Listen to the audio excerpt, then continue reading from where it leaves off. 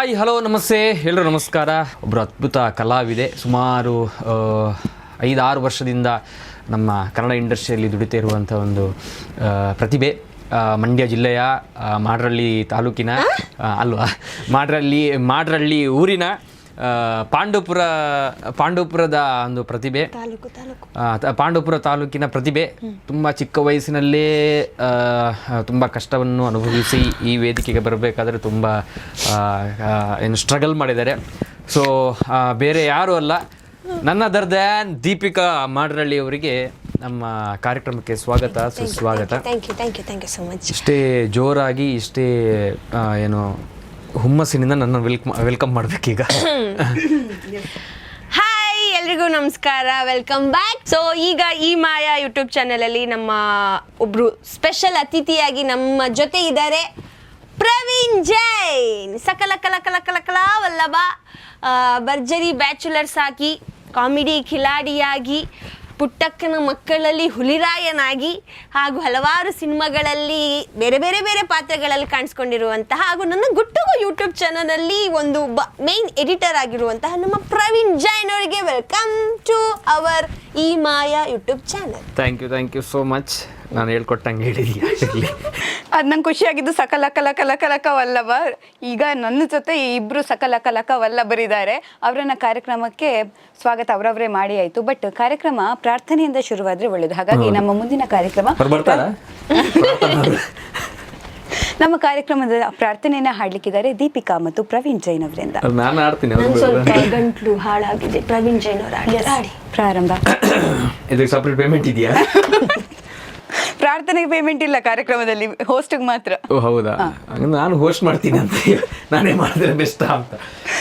ವಕ್ರತುಂಡ ಮಹಾಕಾಯ ಕೋಟಿ ಸೂರ್ಯ ಸಮಪ್ರಭಾ ನಿರ್ವಿಘ್ನಂ ಕುರು ಮೇ ದೇವ ಸರ್ವಕಾರ್ಯೇಷು ಸರ್ವದಾ. ಈ ಕಾರ್ಯಕ್ರಮಕ್ಕೆ ನಿರ್ವಿಘ್ನ ಏನೂ ಇಲ್ಲ, ಇವಳು ಮಾತ್ರ ಒಂದು ನಿರ್ವಿಘ್ನ. ಅವಳೊಂದು ಉಪದ್ರ ಕೊಡ್ತಿದ್ದೀರ ಸಾಕು. ಸೊ ಇವರು ಎಂಟ್ರಿ ಆಗೋ ಟೈಮಲ್ಲೇ ಜಗಳ ಆಡ್ಕೊಂಡೇ ಬಂದರು. ನಾನು ಅನ್ಕೊಂಡು ನೀನು ಇಂಟರ್ವ್ಯೂಲ್ ಎಷ್ಟು ಜಗಳ ಆಡ್ತಾರೆ ಅಂತ. ಎಸ್, ಜಗಳ ಆಡ್ಕೊಂಡೇ ನಮ್ಮ ಮಾತುಕತೆನ ಶುರು ಮಾಡೋಣ. ಹೊಡಿಬೋದಾ? ಅದಕ್ಕೆ ಪರ್ಮಿಷನ್ ಕೇಳ್ತಿದ್ದಾನೆ. ಸುಮ್ಮನೆ ಹೊಡಿಯೋದಲ್ಲ, ನಾನೇ ಹೊಡಿಯೋದು. ಏನು ಆಗಿರ್ಬೋದಪ್ಪ ಅಲ್ವಾ? ಯಾವಾಗ ಹೆಣ್ಮಕ್ಳೇ ಸ್ಟ್ರಾಂಗ್ ಅಲ್ವಾ? ಹೆಣ್ಮಕ್ಳೇ ಸ್ಟ್ರಾಂಗ್ ಗುರು. ನಾನು ಯಾವಾಗ್ಲೂ ಹೇಳ್ತಾ ಇರ್ತೀನಿ, ಹೆಣ್ಮಕ್ಳೇ ಸ್ಟ್ರಾಂಗ್. ಇವಾಗ ಲೈಟ್ ಎಲ್ಲ ಕುಡಿದ್ರೆ ನಾಟಲ್ಲ, ಸ್ಟ್ರಾಂಗ್ ಕುಡಿಬೇಕು. ಹೌದಾ ದೀಪಿಕಾ? ಗಲೀಜ್ ಮಾತಾಡ್ತಾನೆ. ಹುಡುಗರಿಗೆ ಸಭ್ಯತೆ ಇಲ್ಲ. ಸಾರಿ, ಹುಡುಗರಿಗಲ್ಲ, ಈ ಹುಡುಗಿಗೆ ಮಾತ್ರ ಸಭ್ಯತೆ ಇಲ್ಲ. ಯಾರಲ್ಲಿ ಏನ್ ಮಾತಾಡ್ಬೇಕು, ಏನದು ನೋಡಿ ಜಗಳ ಸ್ಟಾರ್ಟ್ ಮಾಡ್ಬಿಟ್ರು. ಸೀಕ್ರೆಟ್ ರಿವೀಲ್ ಮಾಡಿದೆ ನಂಬ್ಕೊಂಡ್ಬಿಡ್ತಾರ ಅವ್ರು. ಸುಮ್ ಕೂತ್ಕೊಂಬುದೇವಿ ನೋಡಿ, ಇಷ್ಟೆಲ್ಲ ಸ್ಪೀಡ್ ಮಾತಾಡಕ್ಕಂತೂ ಆಗೋದೇ ಇಲ್ಲ ಅಲ್ಲ. ಮಂಡ್ಯ ಮಂಗಳೂರು ಎರಡು ಸ್ಲ್ಯಾಂಗ್ ಜೊತೆಗೂಡಿ ಇವತ್ತಂತೂ ಸೂಪರ್ ಆಗಿರುತ್ತೆ. ಊಟ ಮುದ್ದೆ.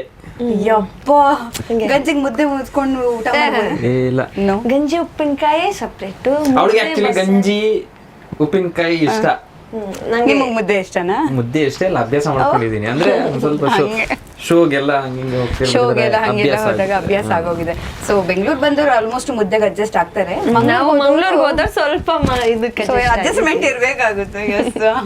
ಇರ್ಲಿ, ಅದನ್ನ ಕೇಳ್ಕೊಂಡು ಹೋಗೋಣ. ಅಡ್ಜಸ್ಟ್ಮೆಂಟ್ ಬಗ್ಗೆ ಎಲ್ಲ ಮಾತಾಡ್ಕೊಂಡು ಹೋಗೋಣ. ಲೈಫ್ ಹೆಂಗ್ ನಡೀತಿದೆ? ಓಡ್ತಾ ಇದೆಯಾ? ಹೇಗೆ ಲೈಫ್ ಓಡ್ತಾ ಇದೆ? ಒಂದು 80 ಕಿಲೋಮೀಟರ್ ಸ್ಪೀಡಲ್ಲಿ ಹೋಗ್ತಾ ಇದೆ. ಸಾಕಿಷ್ಟೇ, ಇಷ್ಟೇ ಸಾಕು. ಜಾಸ್ತಿ ಸ್ಪೀಡ್ ಆಗೋದ್ರೂ ಎಲ್ಲಾದ್ರೂ ಆಕ್ಸಿಡೆಂಟ್ ಆಗ್ಬೋದು. ತುಂಬಾ ಸ್ಲೋ ಆಗೋದ್ರೂ ಅಲ್ಲಿ ನಾವು ದಾರಿ ಮುಟ್ಟಕ್ಕಾಗಲ್ಲ. ಹೋಗ್ತಿದೆ, ಚೆನ್ನಾಗಿ ಹೋಗ್ತಿದೆ, ಓಡ್ತಾನೆ ಇದೆ. ಹಂಗಿದ್ರೆ 5-6 ವರ್ಷದಿಂದ ನನ್ನನ್ನು ಮೀಟ್ ಆದ್ಮೇಲೆ ಇವಳಿಗಂತೂ ಇನ್ನೂ ಚೆನ್ನಾಗಿ ಹೋಗ್ತಿದೆ. ಅಂದ್ರೆ ಕಾಮಿಡಿ ಕಿಲಾಡಿ ಬಂದ್ಮೇಲೆ ಚೆನ್ನಾಗಿ ಹೋಗ್ತಿದೆ ತಾನೇ? ಅದೇ ನಿನ್ನ ಮೀಟ್ ಆಗಿ ಅಲ್ಲ, ನಾನು ಕಾಮಿಡಿ ಕಿಲಾಡಿ ಅದಕ್ಕೆ ಹೇಳಿದೆ. ನಿಮ್ಮನ್ನ ಅವ್ರು ಮೀಟ್ ಆಗಿ, ಅವ್ರನ್ನ ನೀವು ಮೀಟ್ ಆಗಿ, ನಿಮ್ ಲೈಫ್ ಈಗ ಚೆನ್ನಾಗಿ ಹೋಗ್ತಿದೆ ಅಂತ. ಮೀಟ್ ಆಗಿ nice, very nice. Yes, Praveen Jain ಮತ್ತೆ ದೀಪಿಕಾ ನಮ್ ಜೊತೆಗಿದ್ದಾರೆ. ಮಂಡ್ಯದ ಹುಡುಗಿ, ಮಂಗಳೂರು ಹುಡುಗ. ಅದೊಂದು ಸೀರಿಯಲ್ ಇತ್ತು ಗೊತ್ತಾ? ಮಂಗಳೂರು ಹುಡುಗ, ಹುಬ್ಳಿ ಹುಡುಗಿ. ಸ್ವಲ್ಪ ಮಿಸ್ ಆಯ್ತು, ನೋಡಿ ಇವಾಗ ಚೇಂಜ್ ಮಾಡೋ ಪ್ಲಾನಾ? ಯಾವ್ದು ಫಿಕ್ಸ್ ಇಲ್ಲ, ನಮ್ಗೆ ಚೇಂಜ್ ಮಾಡಕ್ಕೆ ಆಪ್ಷನ್ ಇಲ್ಲ. ನಾವು ಹುಡುಕ್ತಾ ಇದೀವಿ ಇವಾಗ, ಹುಡುಕ್ತಾ ಇದ್ದೀರಾ? ಎಸ್, ಹುಬ್ಳಿಲ್ ಟ್ರೈ ಮಾಡಿ. ಕಾಮಿಡಿ ಕಿಲಾಡಿಲಿ ಜರ್ನಿ ಸ್ಟಾರ್ಟ್ ಮಾಡಿ ಈಗಂತೂ ತುಂಬಾ ಪ್ರಾಜೆಕ್ಟ್ ಕೈಯಲ್ಲಿ ಇಟ್ಕೊಂಡು ಓಡಾಡ್ತಿರುವಂತ ಇಬ್ರು ನಮ್ ಜೊತೆಗೆ ಇದೀರಾ, ಫ್ರೀ ಮಾಡ್ಕೊಂಡು. ಪ್ರಾಜೆಕ್ಟ್ ಒಂದು ಇಷ್ಟು ಇಟ್ಕೊಂಡು ಓಡಾಡ್ತಿಲ್ಲ, ಬಟ್ ತಕ್ಕಂಗೆ ಬ್ಯುಸಿ ಇರುವಷ್ಟು ಒಂದು ತೊಂದ್ರೆ ಸ್ವಲ್ಪ ಇಲ್ಲ, ಬಟ್ ತುಂಬಾ ಕರೆಕ್ಟ್ ಅಂದ್ರೆ ಇನ್ನೊಬ್ರು ಡೇಟ್ಸ್ ಕೇಳುವಾಗ ಒಂದ್ ಸ್ವಲ್ಪ ಯೋಚನೆ ಮಾಡ್ತೀವಿ, ಕೊಡ್ಬೋದಾ, ಒಂದ್ ಸ್ವಲ್ಪ ಫ್ರೀ ಇದೀವ ಅಂತ, ಅಲ್ಲಿವರೆಗೂ ಇದೀವಿ ಒಂದ್ ಸ್ವಲ್ಪ.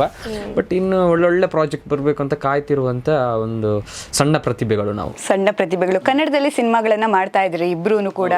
ಸೊ ಅವಕಾಶ ಸಿಗೋದಕ್ಕಿಂತ ಮುಂಚೆ ಸಿಗೋ ಅವಕಾಶದಲ್ಲಿ ನೀವು ಸ್ಯಾಟಿಸ್ಫೈ ಇದ್ದೀರಾ? ಅಂದ್ರೆ ಏನ್ ಸಿನಿಮಾ ಮಾಡ್ತಿದ್ದಾರೆ ಅಂತ ಅನ್ಸುತ್ತಾ, ಅಥವಾ ಏನ್ ಸಿನಿಮಾ ಮಾಡ್ತಿದ್ದಾರೆ ಮೀಟಿಂಗ್ ಆಗುವಾಗ ಏನ್ ಸ್ಕ್ರಿಪ್ಟು, ಏನ್ ಸಿನಿಮಾ ಮಾಡ್ತಾರೆ, ಈ ಸಿನಿಮಾದಲ್ಲಿ ನಾನು ಚೆನ್ನಾಗಿ ಮಾಡಬೇಕು ಅಂತ. ಶೂಟಿಂಗ್ ಒಂದ್2 ದಿನ ಆದ್ಮೇಲೆ ಹಿಂಗ ಅನ್ಸುತ್ತೆ. ಸಿನಿಮಾ ನೋಡಾದ್ಮೇಲೆ ನಾನು ಮಾಡ್ಬೇಕಿತ್ತ ಅನ್ಸುತ್ತೆ. ಸೊ ಇದೇ ತರ ಇನ್ನೊಂದು ಪ್ರಾಜೆಕ್ಟ್ ಬರುವಾಗ ಓಕೆ ಇದರಿಂದ ಏನಾದ್ರು ಕಲಿಯಕ್ಕೆ ಸಿಗ್ಬೋದಾ ಅಂತ ಹೋಗ್ತೀವಿ.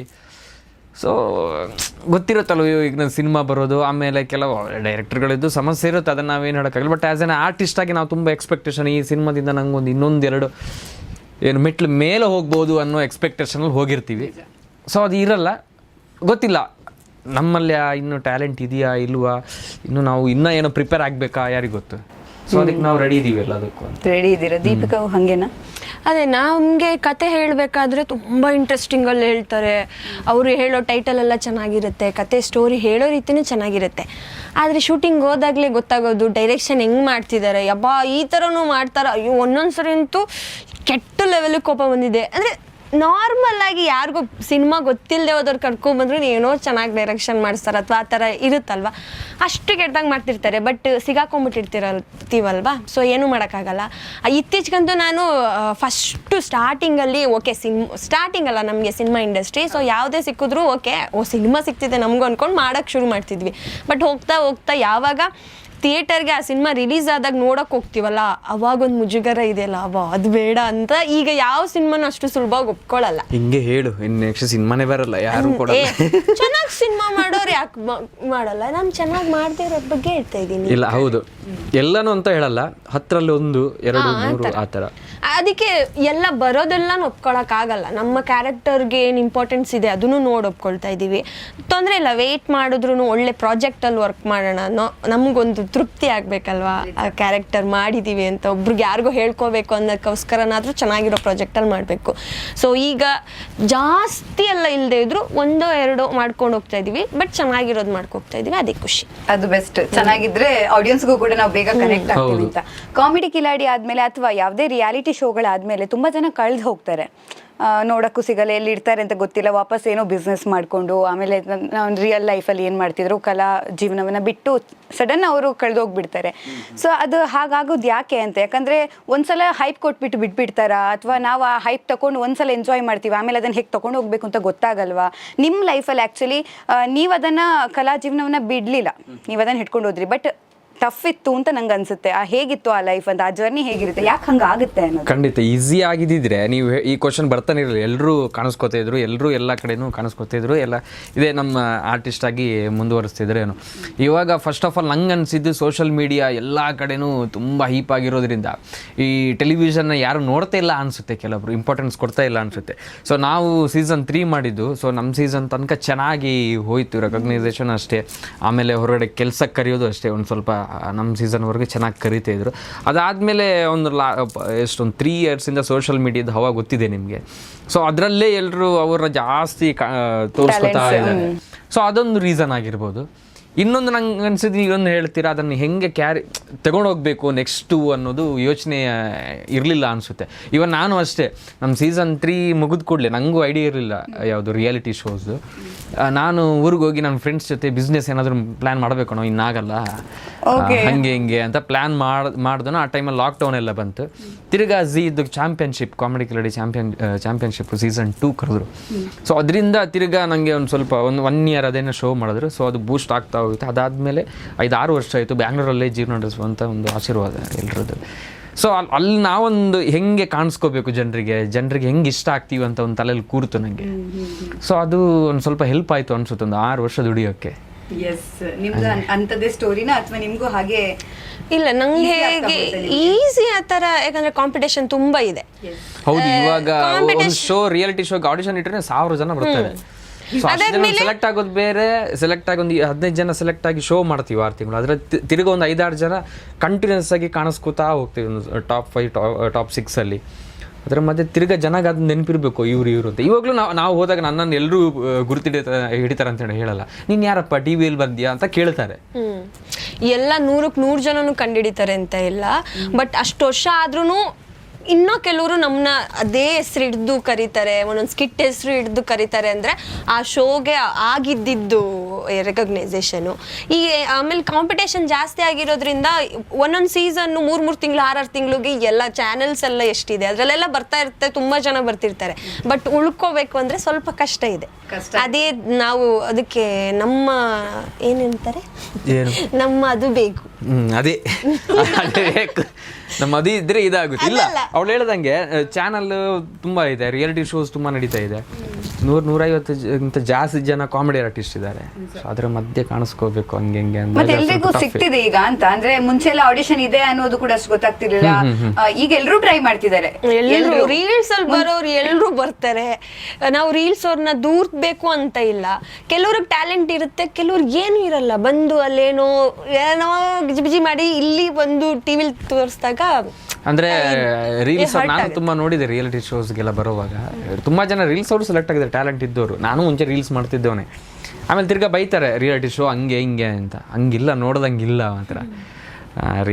ವ್ಯೂಸ್ಗೋಸ್ಕರ ಎಲ್ಲ ಇರ್ಬೋದು, ಅವ್ರದ್ದೊಂದು ಗಿಮ್ಮಿಕ್ ಇರ್ಬೋದು, ಅಥವಾ ಅವ್ರದ್ದೊಂದು ಬೇಜಾರೇನೋ. ನಾನು ತುಂಬ ನೋಡಿದ್ದೆ ಲಾಸ್ಟ್ ಸೀಸನ್ 5 ಎಲ್ಲ ಆಡಿಷನ್ ಆದಾಗ ಅವ್ರು ಕಟ್ಸ್ಕೊಡಲ್ಲ ಹಂಗೆ ಹಿಂಗೆ ಅಂತ. ಬಟ್ ಕಷ್ಟ ಇದೆ, ಒಳಗೆ ಬರೋಕ್ಕೂ ಕಷ್ಟ ಇದೆ, ಒಳಗೆ ಬಂದಾದ್ಮೇಲೆ ಇನ್ನೂ ಕಷ್ಟ ಇದೆ. ಅದು ಲಾಸ್ಟ್ ಟೈಮ್ ಯಾರ್ದೋ ಒಂದು ಇಂಟರ್ವ್ಯೂಲ್ಲಿ ನೋಡಿದ್ದೆ, ಒಳಗೆ ಹೆಂಗೋ ಕಷ್ಟಪಟ್ಟು ಬಂದುಬಿಡ್ತಾರೆ. ಹುಲಿ ಕಾರ್ತಿಕ್ ಅವರು ಹೇಳಿದ್ದು ಕರೆಕ್ಟಾಗಿ ಹೇಳಿದ್ದಾರೆ.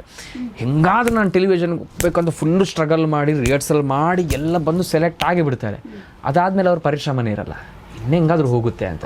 ಅದಾದಮೇಲೆ ಇನ್ನೂ ನೆಕ್ಸ್ಟ್ ಏನಿದೆ ಅದ್ರ ಬಗ್ಗೆ ತಲೆ ಕೆಡಿಸ್ಕೊಳ್ಳಲ್ಲ ಅವರು. ಅದಾದ್ಮೇಲೆ ಶೋ ಮುಗಿದ್ಮೇಲೆ ಇರೋದು ಕಷ್ಟ.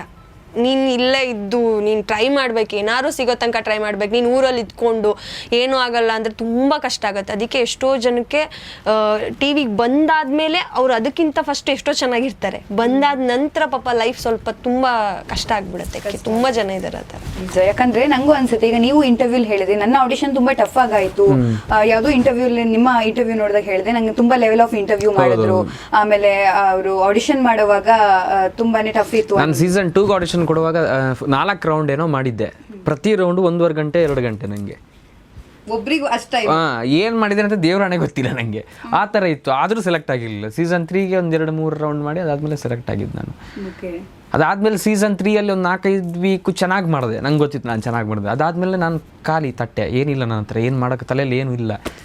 ಸೊ ಏನು ಮಾಡೋದು, ಅಲ್ಲಿಂದ ಡಮ್ಮಿ ಆಗ್ತಾ ಹೋದೆ. ಅದಾದಮೇಲೆ ಸೀಸನ್ ಚಾಂಪಿಯನ್ಶಿಪ್ಗೆ ಬಂದೆ ಅಂದಲ್ಲ, ಅವಾಗ ಒಂದು ಸ್ವಲ್ಪ ಏನೋ ಪ್ಲ್ಯಾನ್ ಮಾಡ್ಕೊಂಡು ಹೋಗ್ಬೇಕು, ಇಲ್ಲಾಂದರೆ ಸುಮ್ಮನೆ ಡಮ್ಮಿ ಆಗಿಬಿಡ್ತೀನಿ ಅಂತ ಏನೋ ಪ್ಲ್ಯಾನ್ ಮಾಡಿಕೊಂಡು ಜನಕ್ಕೆ ಏನು ಇಷ್ಟ ಆಗುತ್ತೆ ಅಂತ ಸ್ವಲ್ಪ ಕ್ಯಾಲ್ಕುಲೇಷನ್ ಮಾಡ್ಕೊಂಡು ಒಂದು ಸ್ವಲ್ಪ ಮಾಡ್ಕೊಂಡು ಹೋದೆ. ಯಾಕಂದ್ರೆ ನಮ್ಮ ಹತ್ರ ಸ್ವಲ್ಪ ಸ್ಪೆಷಲ್ ಟ್ಯಾಲೆಂಟ್ ಇದ್ರೆ ಅವ್ರು ಕೊಡೋ ಸ್ವಲ್ಪ ಐಡಿಯಾಸ್ ಎಲ್ಲ ಯೂಸ್ ಮಾಡ್ಬೋದು, ಆಡ್ ಮಾಡ್ಬೋದು. ಬಟ್ ಈಗ ಅದು ಕಮ್ಮಿ ಆಗಿ ಅದು ಜನರಿಗೆ ತಲುಪ್ತಿಲ್ಲ ಅನ್ನೋದು. ಅದೇ ನಾನು ಅವಾಗಲೇ ಹೇಳದ್ನಲ್ಲ, ಸುಮ್ಮನೆ ಹೋದ್ರೆ ಸಾಕು ಟಿವಿ ಶೋಗೆ, ಆಮೇಲೆ ಸ್ಟಾರು ಅಂತ ಎಲ್ಲ ಅನ್ಕೊಂಡಿರ್ತಾರೆ. ಸೊ ಅದಾದ್ಮೇಲೆ ಬಂದ್ಮೇಲೆ ಏನು ಹಾರ್ಡ್ ವರ್ಕ್ ಮಾಡಿರಲ್ಲ ಅನ್ಸುತ್ತೆ. ಆಮೇಲೆ ನಾನೇ ಹೇಳಿದ್ ನಾನು ದೊಡ್ಡ ಏನು ಎಲ್ಲ ನಂಗೆ ಗೊತ್ತಿರೋದು, ಸುಮ್ಮನೆ ಹೇಳಿದ್ದು ಅನುಭವ 3-4 ವರ್ಷ. ಬಟ್ ಸೋಷಿಯಲ್ ಮೀಡಿಯಾದ ಬಗ್ಗೆ ಏನು ಹೇಳ್ತೀರಿ? ಯಾಕಂದ್ರೆ ಈಗಂತೂ ಸೋಷಿಯಲ್ ಮೀಡಿಯಾಗೆ ಸಿಗ್ತಿರುವಂಥ ಇಂಪಾರ್ಟೆನ್ಸ್ ಆಗಿರಲಿ, ಅದ್ರಲ್ಲಿ ಆಗ್ತಿರುವಂಥ ಬೂಮಿಂಗ್ ಆಗಿರಲಿ, ಒಂದು ಹಾಡು ಹೇಳಿ ಫೇಮಸ್ ಆಗೋದಾಗಿರಲಿ, ಏನೋ ತಮಾಷೆ ಮಾಡಿ, ಏನು ಒಪಿನಿಯನ್ ಇದೆ ಸೋಷಿಯಲ್ ಮೀಡಿಯಾ ಅಂತ ಅಂದ ತಕ್ಷಣ ನಿಮಗೆ? ಸೋಷಿಯಲ್ ಮೀಡಿಯಾ ಎಲ್ಲ ಜನದ ಕೈಲೇ ಇರೋದು. ಜನ ನಿಮಗೆ ಚೆನ್ನಾಗಿರೋ ಟ್ಯಾಲೆಂಟ್ನೂ ಬೆಳೆಸ್ತಾರೆ, ಅಥವಾ ನಿಮಗೆ ಕೆಟ್ಟ ಮಾತಾಡ್ಕೊಂಡು ಅದು ಬೀಪ್ ಹಾಕೊಂಡು ಬರ್ತಿರೋರ್ನೂ ಬೆಳೆಸ್ತಿದ್ದಾರೆ. ಅವ್ರಿಗೆ ಎಕ್ಸ್ಟ್ರಾ ವ್ಯೂಸೇ ಇರುತ್ತೆ. ನೀವು ಮತ್ತೆ ಇಲ್ಲಿ ಕಾಮಿಡಿ ಮಾಡ್ಕೊಂಡಿರೋರು ತುಂಬ ಕ್ರಿಯೇಟರ್ಸ್ ಇದ್ದಾರೆ, ಅವ್ರದ್ದೆಲ್ಲ ವೀಡಿಯೋಸ್ ನೋಡಿದಾಗ ಖುಷಿ ಆಗುತ್ತೆ. ಆ ಥರದವ್ರಿಗೆ ಅವರು ಬೆಳೀತಿದ್ದಾರೆ. ಬಟ್ ಎಲ್ಲಿ ನೆಗೆಟಿವ್ ಹೋಗ್ತಿದೆಯಲ್ಲ ಅದರಷ್ಟು ಅವ್ರಿಗೆ ಬರಲ್ಲ. ಆ ಥರ ಎಲ್ಲಾನು ಬೆಳೆಸ್ತಿದ್ದಾರೆ. ನೀವು ಟ್ರೋಲ್ ಮಾಡಿ, ಟ್ರೋಲು ವ್ಯೂಸ್ ಹೋಗುತ್ತೆ. ಆ ಥರ ಜನದ ಮೇಲೆ ಕಂಟೆಂಟ್ ನೋಡ್ತಾ ಇರ್ತೀನಿ, ಅವ್ರದ್ದೆಲ್ಲ 18+ ಕಂಟೆಂಟೇ ಯೂಟ್ಯೂಬಲ್ಲಿ ಹಾಕ್ತಾ ಇರ್ತಾರೆ. ಏನು ವ್ಯೂಸು, ಯಾಕಂದ್ರೆ ಜನರಿಗೆ ಯಾವುದು ನಾವು ನೋಡ್ಬೇಡಿ ಅಂತ ಹೇಳ್ತೀವಲ್ಲ ಅದನ್ನ ಜಾಸ್ತಿ ನೋಡ್ತಾರೆ. ಸೊ ಅದಕ್ಕೆ ನಾವು ಏನೋ ಹಂಗೆ ಹೇಳಕ್ ಆಗಲ್ಲ. ಅವಾಗ ನಮ್ಮನ್ನೇ ಕೇಳ್ತಾರೆ, ಓ ನೀವೆಲ್ಲ ಇದ್ದಾ, ನೀವ್ ಸರಿ ಇದ್ದೀರಾ ಅಂತ. ಏನ್ ಮಾತಾಡದೆ ಹೋದ್ರೆ ಬೆಸ್ಟ್ ಅಲ್ಲ, ಕೇಳೋರಿಗೆ ಇವಾಗ ಈ ಇಂಟರ್ವ್ಯೂ ನೋಡಿದ ಕೂಡಲೇ ಟಕ್ ಅಂತ ಕಮೆಂಟ್ ಆಗ್ತಾರೆ, ನೀನು ಮಾಡಿರೋ ಸ್ಕಿಟ್ ನೋಡಿದೀನಿ ಹಂಗೆ ಹಿಂಗೆ ಡಬಲ್ ಮೀನಿಂಗ್ ಅದಿದೆ ಅಂತ ಹೇಳ್ತಾರೆ. ಸೊ ನಾವ್ ಅದೇ so go with the flow ಅಂತೀರಾ ನೀವು, ಏನಿದ್ರು ಇಲ್ಲ ಸೋಷಿಯಲ್ ಮೀಡಿಯಾ ಒಂದ್ ಲೆಕ್ಕದಲ್ಲಿ ಒಳ್ಳೇದು, ಬಟ್ ಅದೇ ಇವಳು ಹೇಳದಂಗೆ ಜನ ಹೆಂಗ್ ರಿಸೀವ್ ಮಾಡ್ತಾರೆ ಅಂತ, ಅವರು ಪಾಸಿಟಿವ್ ಬೇಕು ನೆಗೆಟಿವ್ ಬೇಕು ಹಂಗೆ. ಒಂದಷ್ಟು ಜನಕ್ಕೆ ಇಷ್ಟ ಆಗಲ್ಲ, ಬಟ್ ಅವ್ರು ಏನು ಮಾಡಕ್ಕಾಗಲ್ಲ. ಇಷ್ಟ ಇರೋರು ತುಂಬಾ ನೋಡ್ತಿರ್ತಾರಲ್ಲ, ಅವ್ರು ನಾವ್ ಎಷ್ಟೇ ಹೇಳಿದ್ರು ಬೇಡ ಅಂದ್ರು ಅವ್ರು ಬಿಡಲ್ಲ ಅಲ್ಲ, ನೋಡೇ ನೋಡ್ತಾರೆ. ರೀಲ್ಸ್ ಅಲ್ಲಿ ಒಬ್ರು ಒಂದೊಂದು ಒಳ್ಳೆ ಒಳ್ಳೆ ಹೆಸರಿಟ್ಕೊಂಡು ಒಳ್ಳೆ ಫೇಮಸ್ ಆಗಿರ್ತಾರೆ, ಅವ್ರದ್ದೇ ಜಗಳ ಇರ್ತದೆ. ಇವನು ಅವನಿಗೆ ಬೈದ ಹಾಕೊಡು, ನಾನ್ ನಿಮ್ ಬೈಯೋದು, ನಿಮ್ ರೀಲ್ಸ್ ಅಲ್ಲಿ ನೀವು ನಂಗೆ ಬೈಯೋದು, ನನ್ನ ರೀಲ್ಸ್ ಅಲ್ಲಿ ನಾನು ನಿಮ್ದು ಸಮೀಕ್ಷೆ ಅವ್ರು ಹಂಗೆ ಹಿಂಗೆ ಹಿಂಗೆ ಹಿಂಗೆ ಅಂತ ಬೀಜ ಹಾಕುದು, ಏನ್ ವ್ಯೂಸ್ ಗೊತ್ತಾ? ಇದೊಳ್ಳೆ ಐಡಿಯಾ ಅಲ್ವಾ, ವ್ಯೂಸ್ ತೆಗಿಯಕ್ಕೆ ಏನ್ ಬೇಕಾದ್ರೂ ಮಾಡ್ಬೋದು ಅಂತ. ಟ್ಯಾಲೆಂಟ್ ಆಗಿರ್ಬೋದು ಹೊಡೆದು, ಬಟ್ ಅನ್ಸೋದು ಇದ್ರಿಂದಲೂ ವ್ಯೂಸ್ ಮಾಡ್ಬೋದು ಅಂತ. ನಾವು ಒಂದ್ ಸ್ವಲ್ಪ ಎಲ್ಲ ಕಂಟೆಂಟ್ ಎಲ್ಲ ಮಾಡ್ತಿದ್ವಿ, ಅದಾದ್ಮೇಲೆ ಏನ್ ಕಂಟೆಂಟ್ ಮಾಡೋದು ಅಂತ ತಲೆಗೆ ಹೋಗಲ್ಲ. ಬಟ್ ಇದೆಲ್ಲ ಹೆಂಗೆ ಅಂತ ಬೇಡ ಅಲ್ಲ, ಅದು ಅವ್ರಿಗೆ ಖುಷಿ ಆಗುತ್ತೋ ಅಥವಾ ಅವ್ರದ್ದು ಫಾಲೋವರ್ಸ್ ಇಡ್ತಾರೆ, ಅವ್ರ ಫಾಲೋವರ್ಸ್ ಅವ್ರವ್ರಿಗೆ ಸಪೋರ್ಟ್ ಮಾಡ್ತಾರೆ. ಸೊ ಕೆಲವೊಮ್ಮೆ ನಮ್ಮ ಫಾಲೋವರ್ಸ್ ಅವ್ರಿಗೆ ಸಪೋರ್ಟ್ ಮಾಡ್ತಾರೆ, ನೀವು ನೋಡದೇ ಇರೋದ ಬಿಡಿ, ನಾವೇನೋ ನಮ್ಮಿಬ್ಬರು ಮಾತ್ರ ಗೊತ್ತು ಅಂತ ಹೇಳ್ತಾ ಇದೀವಿ. ಅಲ್ಲ, ನನಗೆ ಅನ್ಸೋದು, ಯಾಕಂದ್ರೆ ಅದು ಸೋಷಿಯಲ್ ಮೀಡಿಯಾ ಪ್ಲಾಟ್ಫಾರ್ಮ್ ಏನಿದೆ ಅದು ಎಷ್ಟು ಜನರಿಗೆ ಅಟ್ರಾಕ್ಟ್ ಆಗಿದೆ ಅಂದ್ರೆ ಎಲ್ಲಾನು ಸಿಗ್ತಿದೆ ಎಲ್ಲಾನು. ಆಮೇಲೆ ಈಗ ಕಂಟೆಂಟ್ ನೋಡೋರ್ಗಿಂತ ಕಂಟೆಂಟ್ ಕ್ರಿಯೇಟರ್ಸೇ ಜಾಸ್ತಿ ಆಗಿದ್ದಾರೆ ಅನ್ನೋ ಲೆವೆಲ್. ಒಂದ್ ಲೆಕ್ಕದಲ್ಲಿ ಒಳ್ಳೇದು. ತುಂಬಾ ಕಾಂಪಿಟೇಷನ್ ಅಂದಾಗ ತಲೆ ಜಾಸ್ತಿ ಓಡಿಸ್ತಾರೆ, ಹಿಂಗ್ ಚೆನ್ನಾಗಿ ಮಾಡ್ಬೋದು ಚೆನ್ನಾಗಿ ಮಾಡ್ಬೋದು. ಬಟ್ ಏನೇ ಆದ್ರೂ ಸೋಷಿಯಲ್ ಮೀಡಿಯಾ ಒಂದಷ್ಟು ಸೀಸನ್ ತರ ಅದೊಂದು ಕೆಟಗರಿ. ಅದು ಸರಿಯಾ ತಪ್ಪ ಅಂತ ಹೇಳಿದ್ರೆ, ನಾನು ತಪ್ಪ ಅಂತ ಹೇಳಿದ್ರೆ ಹೊಡಿತಾರೆ ಈಗ ಅವ್ರು ಬಂದು ಫಾಲೋವರ್ಸ್ ಬಂದು. ಅದಕ್ಕೆ ಗೊತ್ತಿಲ್ಲ ಸರಿಯಾ ತಪ್ಪ ಅಂತ ಏನು ಅಂತ. ಅಂದ್ರೆ ನಂಗೆ ಅದೊಂಥರ ಶಾಕ್ ಆಗಿತ್ತು, ಈ ರೀತಿನೂ ಕಂಟೆಂಟ್, ಈ ರೀತಿನೂ ವ್ಯೂಸ್ ಓಕೆ ಆಗ್ಬೋದು ಅಂತ ಸೋಷಿಯಲ್ ಮೀಡಿಯಾದಲ್ಲಿ. ಅಲ್ಲಿವರೆಗೆ ಬಂದ್ಬಿಡುತ್ತೆ ಅಂತ ಸೋಷಿಯಲ್ ಮೀಡಿಯಾ. ನೀವ್ ಎಷ್ಟು ಸೋಷಿಯಲ್ ಮೀಡಿಯಾದ ಉಪಯೋಗ ಪಡ್ಕೊಂಡಿದ್ದೀರಿ ನೀವಿಬ್ರು? ನಾವು ತುಂಬಾ ಪಡ್ಕೋಬೋದಿತ್ತು, ಬಟ್ ನಮ್ಗೆ ಟೈಮ್ ಸರಿಯಾಗ್ಲಿಲ್ಲ.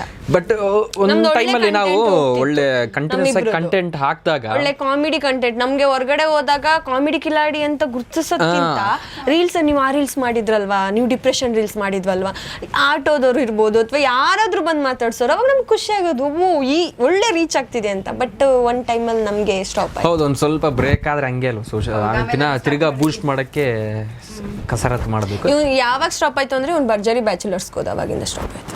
ಹುಡುಗಿರ್ ಸವಾಸ, ನೀನ್ ಹುಡುಗಿ ಅಲ್ಲ. ಏನಿಲ್ಲ, ಆ ಟೈಮಲ್ಲಿ ಒಂದ್ ಸ್ವಲ್ಪ ಟೈಮ್ ಬಿಡಕ್ಕೆ ಶೂಟಿಂಗ್ ಅದು ಇದು ಅಂದಾಗ ಅದನ್ನೆಲ್ಲ ನಾವೇ ಕಂಟೆಂಟ್ ಪ್ಲಾನ್ ಮಾಡಿ ಅದನ್ನ ವಿಡಿಯೋ ಮಾಡಿ ತಿರ್ಗಾ ಶೂಟ್ ಮಾಡ್ಕೊಂಡು ಮಾಡ್ಬೇಕು. ಹಂಗ್ ಮಾಡಿದ್ರೆ ರಿಸಲ್ಟ್ ಚೆನ್ನಾಗಿ ಬರೋದು. ಬಟ್ ಒಂದ್ ಸ್ವಲ್ಪ ಇವ್ರು ಮಾಡಿದ್ದು ಇಲ್ಲ, ನಂಗೆ ಪ್ರಮೋಷನ್ಸ್ ಬರ್ತಿತ್ತು ಆ ಟೈಮಲ್ಲಿ. ಜ್ಯುವೆಲ್ಲರಿ ಇರ್ಬೋದು ಅಥವಾ ಸ್ಯಾರಿ, ಆ ಥರದ್ದು ಏನಾದರೂ ಪ್ರಮೋಷನ್ಸ್ ಬರ್ತಿದ್ದು, ಪ್ರಮೋಷನ್ ಮಾಡ್ತಿದ್ದೆ. ಅದಾದ್ಮೇಲೆ ನಾನು ಸ್ವಲ್ಪ ಸೋಷಿಯಲ್ ಮೀಡಿಯಾ ಒಂದು ಅಂತ ಬಂತು. ಅವಾಗ ಸ್ವಲ್ಪ ಎಲ್ಲರೂ ಡಲ್ ಆಗಿ ಎಲ್ಲ ಸ್ಟಕ್ ಆದ್ವಿ. ಆಗಿಂದ ಓಕೆ ಈಗ ಮತ್ತೆ ಬೂಸ್ಟಪ್ ಆಗಬೇಕು, ಚೂರು ಟೈಮ್ ತಗೋತಿದೆ ಅಷ್ಟೇ. ಟೈಮ್ ತಗೋತಿದೆ. ಬಟ್ ಹೇಳ್ತಾರಲ್ಲ, ಈಗ ಕೆಲವರೆಲ್ಲ ಫೇಮಸ್ ಯೂಟ್ಯೂಬರ್ಸ್ ಕ್ರಿಯೇಟರ್ಸ್ ಎಲ್ಲ ಒಂದು ಪ್ರಮೋಷನ್ ಮಾಡಕ್ಕೆ 5 lakhs ಎಲ್ಲ ಚಾರ್ಜ್ ಮಾಡ್ತಾರೆ ಅಂತ. ಆಕ್ಚುಲಿ ಮಾಡ್ತಾರೆ ಇರ್ಬೋದು, ಅಷ್ಟು ಐಡಿಯಾ ನಮ್ ಫಾಲೋವರ್ಸು ನಮ್ದು ಅವ್ರು ಏನ್ ನೋಡ್ತಾರೆ, ರೀಚ್ ಹೆಂಗಿದೆ ಅಂತ ಅದ್ರ ಮೇಲೆ ನಾವು ಚಾರ್ಜಸ್ ಹೇಳ್ತೀವಿ. ಸೊ ಅವರೆಲ್ಲ 5 ಲಕ್ಷ ಚಾರ್ಜಸ್ ಮಾಡ್ಬೋದು, ನಂಗೆ ಗೊತ್ತಿಲ್ಲ, ಐಡಿಯಾ ಇಲ್ಲ ನಂಗೆ. ಬಟ್ ಕೆಲವು ಕ್ರಿಯೇಟರ್ಸ್ ಹೆಂಗೆ ಅಂದ್ರೆ ಅದಕ್ಕೆ ಅಂತಾನೆ ಜೀವನ ಮುಡಿಪಾಗಿಟ್ಟಿದ್ದಾರೆ. ಸೊ ಮಾಡ್ಲೇಬೇಕಾಗುತ್ತೆ, ಅವ್ರು ಅಷ್ಟು ವರ್ಕ್ ಮಾಡ್ತಾರೆ.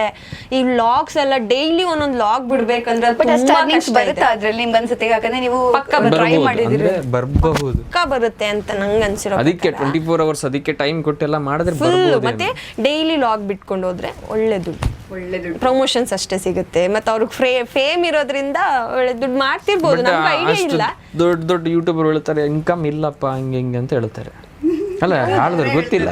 ಹೌದು, ನಾನು ಇವತ್ತು ಇವ್ರದ್ದು ನೋಡಿದೆ, ಯಾರ್ದು ಸರ್ ಅವ್ರದ್ದು ಫಿಟ್ನೆಸ್ ಕೊಡ್ತಾರಲ್ಲ ಮಂಗಳೂರವ್ರೆ, ಕನ್ನಡ ಫಿಟ್ನೆಸ್ ಶ್ರವಣ್, ಅವರೇ ಹೇಳಿದ್ರು ಯೂಟ್ಯೂಬಲ್ಲಿ ಅಷ್ಟು ಇನ್ಕಮ್ ಇಲ್ಲ ಅಂತ. ನಾನು ಅವ್ರದ್ದು ನೋಡಿದ ಹೌದಾ ಅಂತ ಅನಿಸ್ತು. ಪ್ರಮೋಷನ್ ಬಂದ್ರೆ ಮಾತ್ರ ಇನ್ಕಮ್ ಬರುತ್ತೆ, ಪ್ರಮೋಷನ್ ಈ ತರ ನೀವು ಚಾರ್ಜ್ ಮಾಡುವ ಮೇಲೆ ಇರ್ಬೋದು, ಅವ್ರವ್ರದ್ದು ಗೊತ್ತಿರಲ್ಲ. ಬಟ್ ನೀವೇ ಸ್ಟಾರ್ಟ್ ಮಾಡಿದೀರಾ ನಿಮ್ ಬೆಸ್ಟ್ ಪ್ರಮೋಷನ್ಗೆ ಇಷ್ಟು ಹೈಯೆಸ್ಟ್ ಚಾರ್ಜ್ ಅಂದ್ರೆ? ಜಾಸ್ತಿ ಏನಿಲ್ಲ, ಮೇ ಬಿ 35 ಅಷ್ಟೇ. ಜಾಸ್ತಿ ಏನಿಲ್ಲ 35 ಅಲ್ಲ ಇದು ಜಾಸ್ತಿನೇ ದಯಬೇಡಿ ಇದು ಜಾಸ್ತಿನೇ ಬಟ್ ಹುಡುಗಿರಿಗೆ ಕೊಡ್ತಾರೆ. ನೀವು ಜಾಸ್ತಿ ತಗೊಂಡಿದ್ದು ನಾವೇನು ಪ್ರಮೋಷನ್ ಮಾಡಿಲ್ಲ, ನಮ್ದು ಒಂದಷ್ಟೇ ಒಂದು 20-25 ಆ ಥರ ಇದ್ರೆ ಬ್ರ್ಯಾಂಡ್ ಪ್ರಮೋಷನ್. ಹುಡುಗಿರಿಗೆ ಯಾರು ಕೊಡ್ತಾರೆ ಈ ಮುಂತಿಗೆಲ್ಲ? ಹುಡುಗಿರು ಚೆನ್ನಾಗಿದ್ರೆ ಬನ್ನಿ ಮೇಡಮ್ ಸಾರಿ ಬಿಡಿ, ನಮ್ಮನ್ನು ಯಾರಾದ್ರೂ ಕರೀತಾರ ಪಂಚೆ ಉಡ್ಕೊಂಡು ನೀವು ಇದು ಮಾಡಿ ಸೀರೆ ಉಡ್ಕೊಂಡು ಮಾಡಿ ಅಂತ ಕರೀತಾರೆ? ಯಾರು ಕರಿಯಲ್ಲ. ಏನಿಲ್ಲ ಹಂಗೇನಿಲ್ಲ, ಬರೀ ಹುಡುಗಿರ್ ಮೇಲೆ ಹುಡುಗಿರು ಅಂತ ಹೇಳೋದಲ್ಲ. ಮತ್ತೆ ಹುಡುಗಿರನ್ನ ಕರೀತಾರೆ ತಾನೆ. ನೀವು ಸ್ಯಾರಿ ಉಟ್ಕೋತೀರಾ? ಸೀರೆ ನಾವೇ ಅದೇ ಹೇಳಿದ್ ನಾನು, ನಮ್ಮನ್ನ ಕರೀತಾರೆ ಇಲ್ಲ ಅಂತ ಹೇಳಿದ್ ನಾನು. ಇಬ್ರನ್ನ ಜಗಳ ಮಾಡಕ್ ಬಿಟ್ಬಿಟ್ಟು ನಾನಿಲ್ಲ ಸೈಡಲ್ಲಿ ಹೋಗಿ ಕೂತಿರೋದು ಒಳ್ಳೇದು. ಚೆನ್ನಾಗಿ ಜಗಳ ಮಾಡ್ತಾರೆ. ಜಗಳ ಮಾಡೋದು ಹೆಂಗೆ ಅಂತ ಇಲ್ಲ, ನಂದು ಫಸ್ಟ್ ಟೈಮ್ ಇಂಟ್ರಡಕ್ಷನ್ ಆಗಿದ್ದೆ ಬೈಕೊಂಡು. ನಾನು ಇವಳಿಗೆ ಬೇವರ್ಸಿ ಅನ್ನೋದು, ಅವಳು ನನ್ನ ಲೋಪರ್ ಅನ್ನೋದು. ಇವಾಗ್ಲೂ ನನ್ನ ಮೊಬೈಲ್ ಅವಳು ಬೇವರ್ಸಿ ಅಂತಾನೆ ಸೇವ್ ಆಗಿರೋದು. ನಾನು ಆ ತರ ಕೆಟ್ಟ ಪದ ಯೂಸೇ ಮಾಡಲ್ಲ. ನಾನು ಪ್ರವೀಣಾ ಅಂತ. ಪ್ರವೀಣಾ ದಡ್ಡ ಅದು ಯಾವಾಗ ಚೇಂಜ್ ಮಾಡಿದ್ ನೀನು? ಯಾವಾಗೂ ಚೇಂಜ್ ಮಾಡಿಲ್ಲ. ಚೇಂಜ್ ಮಾಡಿದಾಳೆ. ಸರಿ, ಆಮೇಲೆ ನೋಡ್ಕೊಳ್ಳಿ ಚೇಂಜ್ ಆಗಿದೆಯಲ್ಲ. ಆಮೇಲೆ ತೋರಿಸಿ ನಮ್ಗೆ ಬೇವರ್ಸಿ ಅಂತ ಹಾಕಿರೋದು. ತಗೋಣ, ಅದ್ರಲ್ಲಿ ಇದೆ. ಕೆಟ್ಟ ಪದ ಯೂಸ್ ಮಾಡ್ತೀಯ ಅವ್ರ ಮುಂದೆ ನೀನು? ಅಲ್ಲ, ಸಡನ್ ಈಗ ಮನೇಲಿ ಅಮ್ಮ ಇರ್ತಾರೆ, ಬೇವರ್ಸಿ ಕಾಲ್ ಬರ್ತಿದೆ ಅಂತ ನಿಮ್ಮ ಮನೆ ಗೊತ್ತಾಗುತ್ತೆ. ದೀಪಿಕಾ ಇಡೀ ಮನೆಯವ್ರಿಗೆಲ್ಲ ಗೊತ್ತು ಯಾರು ಈ ಬೇವರ್ಸಿ ಅಂತ. ಹಾಗಾಗಿ ಮಜಾ ಅಲ್ವಾ? ನೋಡಿ ಎಷ್ಟು ಯುನೀಕ್ ನೇಮ್ ಬೇವರ್ಸಿ. ಕೆಲವೊಬ್ರು ಈಗ ಸಿನಿಮಾಗೆ ಆಗಿರ್ಬೋದು, ಪ್ರೋಗ್ರಾಮ್ ಶೋಸ್ಗೆಲ್ಲ ದೀಪಿಕಾ ಅವ್ರ ನಂಬರ್ ಕೊಡಿ ಅಂದಾಗ ಫಾರ್ವರ್ಡ್ ಮಾಡಂಗ್ ಗೊತ್ತಿಲ್ಲ. ಬೇವರ್ಸಿ ಅಂದ್ರೆ ಏನ್ ಹೇಳಿ? Beautiful, very cute. ಹೌದಾ? ಸರ್, ನಾನು ರಾಂಗ್ ಆಗಿ ಸೇವ್ ಮಾಡ್ಕೊಂಡು ಚೇಂಜ್ ಮಾಡ್ತೀನಿ. ಅಲ್ಲ, ಈಗ ಫಸ್ಟ್ ಟೈಮ್ ಅನ್ಸುತ್ತೆ ಯಾವುದೇ ಒಂದು ಶೋ ಅಲ್ಲಿ ಈಗ ಬೇವರ್ಸಿ ಪದಕ್ಕೊಂದು ಹೊಸ ಅರ್ಥವನ್ನ ಕೊಟ್ಟಿರುವಂತಹ ದೀಪಿಕಾ. ಅಂದ್ರೆ ಅವ್ರಿಗೆ ಬೇವರ್ಸಿ ಅಂದ್ರೆ ಬೇಕಾಗಿರೋ ಹಾಗೆ. ಬ್ಯೂಟಿಫುಲ್ ಅಂಡ್ ಕ್ಯೂಟ್, ಹಂಗೆ ಇದೀರ. ಹೊಸ ಪದ ನೋಡಿ. ನೀವು ನಂಬರ್ ಚೇಂಜ್ ಮಾಡಲ್ಲ ತಾನೇ? ಇನ್ನು ನಾನು ನಂಬರ್ ಅಲ್ಲ, ಸಾರಿ, ನೇಮ್ ಚೇಂಜ್ ಮಾಡಲ್ಲ. ಮಾಡ್ಕೋಬೇಕು. ಏನು ಮಾಡಕ್ಕಾಗಲ್ಲ. ಏನೂ ಮಾಡೋಕ್ಕಾಗಲ್ಲ. ಬಟ್ ತುಂಬಾ ಫನ್ ಇದ್ದೀರಾ. ಈಗ ನಾವು ಒಂದು ಟಾಸ್ಕ್ ಆಡೋಣ, ಯಾಕಂದ್ರೆ ಮಾತುಕತೆ ಇನ್ನೂ ಆಡೋದು ಜಾಸ್ತಿ ಇದೆ. ಈಗ ಕೆಲವೊಂದು ಚಿಟ್ಸ್ ಕೊಡ್ತೀನಿ ನಾನು, ಓಕೆನಾ? ನೀವು ಅದ್ರ ಥರ ಆ್ಯಕ್ಟ್ ಮಾಡಬೇಕು, ಅವ್ರು ಕಂಡು ಹಿಡಿಬೇಕು. ನೀವು ಆ್ಯಕ್ಟ್ ಮಾಡಬೇಕು, ಕಂಡು ಹಿಡಬೇಕು. ಓಕೆ, ಫಸ್ಟ್ ಈಗ ನಿಮಗೆ ಮಾತಾಡಂಗಿಲ್ಲ. ಓಕೆ, ಏನ್ ಗಿಫ್ಟ್ ಇದೆಯಾ? ಹಾ, ಖಂಡಿತ ಗಿಫ್ಟ್ ಇದೆ. ಗಿಫ್ಟ್ ಕೊಡದೆ ಕಳ್ಸಿದ್ರೆ ನಾನು Timings ಇಲ್ಲಿ ಇದೆಯಾ? ಹೋಗೋದೇ ಇಲ್ಲ. ಗಿಫ್ಟ್ ಇದೆ, ಟೈಮಿಂಗ್ಸ್ ಇದೆ. ಓಕೆ, ನಾನು ಜಗ್ಗೇಶ್ ಸರ್ ಅಷ್ಟು ಈಸಿ ಕೊಡಬಾರ್ದಿತ್ತು.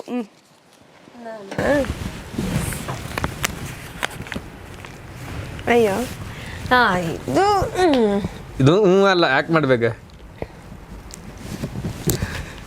ಉಮರ್ಶ್ರೀ ಅಮ್ಮನ ಮಾಡಿದ್ರೆ ಓಕೆ, ಎಲ್ಲ ಆಕ್ಟರ್ಸ್ ಹೆಸರು ಬಂದ್ರೆ ಈಸಿ ಅಲ್ವಾ? ಒಂದು ನಿಮಿಷ ನಾನು ನೋಡ್ಕೋತೀನಿ, ಆಮೇಲೆ ನನಗೆ ಗೊತ್ತಾಗಿಲ್ಲ ಅಂದರೆ ತಗೊಳ್ಳಿ. ಮದ್ವೆ ಗಂಡ, ಪಾಪು,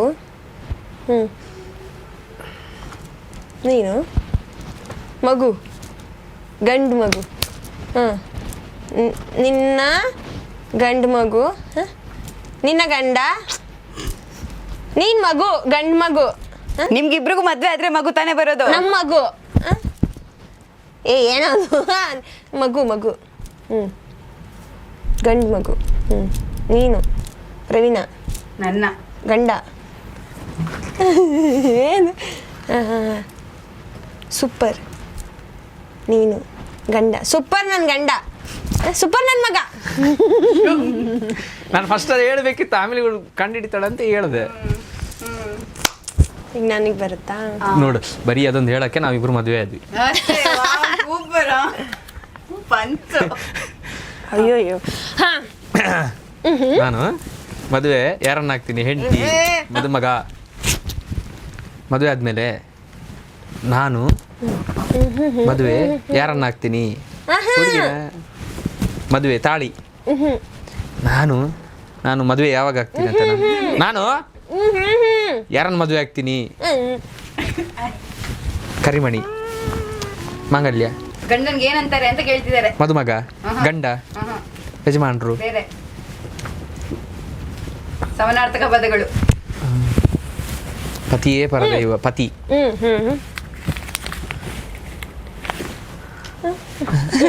ನಾನು ಪತಿ. ಹೌದು, ಪತಿ ತಲೆ ಅಲ್ಲಾಡ್ಸೋದು ಎಲ್ಲದಕ್ಕೆ ಹೌದು ಅನ್ನೋದ.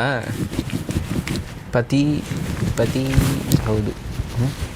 ಪತಿ ರಿಕ್ವೆಸ್ಟ್ ಕೊಡು. ಏನು ಕೋಲಾಗತ್ತವನ? ಪತಿ ಪ್ರವೀಣ ಅದೇನ ನೀನ್ ಬೇಕಂತ ದೇವರ ಹಣ ಗೊತ್ತಾಗ್ತಿಲ್ಲ. ಪತಿ ಬಾ ತೊಡೆ ಮೇಲೆ ಕೂತ್ಕೊಳ.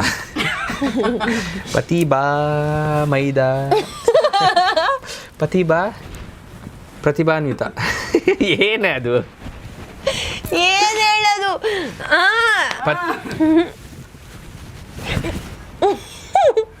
ಪತಿ ದರ್ಪ ಪತಿ ಬೇಕು.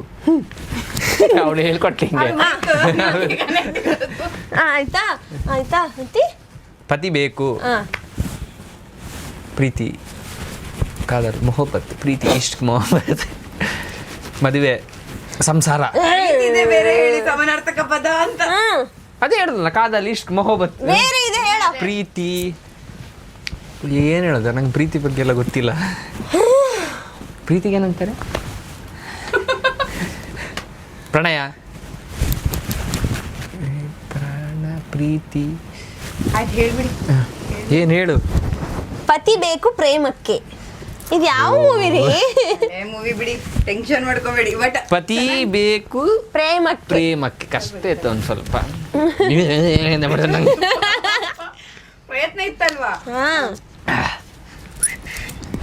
ಮತ್ತೆ ಅದೇ ಗಂಡನೇ ಹೆಂಡತಿ. ನಾನು ಹುಡುಗಿ, ನನ್ನ ಗಂಡ ಹೆಂಡತಿಗೆ ಗಂಡ ಆಗ್ತಾನೆ, ಮಾತಾಡಂಗಿಲ್ಲ, ಮೂಕಿ. ಮದುವೆ ಆದರೆ ನೀನು ಗಂಡ ಆಗ್ತೀಯಾ, ನನಗೆ ಗಂಡ ಆಗ್ತೀಯಾ. ಹೆಂಡತಿ ಗಂಡ ಹೆಂಡತಿ ಹೆಂಡತಿ ಹೆಂಡತಿ ಮಾತಾಡಬಾರ್ದು, ಮಾತ್ರ ಮಾತಾಡ್ಬೇಕು. ಹೆಂಡತಿ ಹೇಳಲ್ಲ,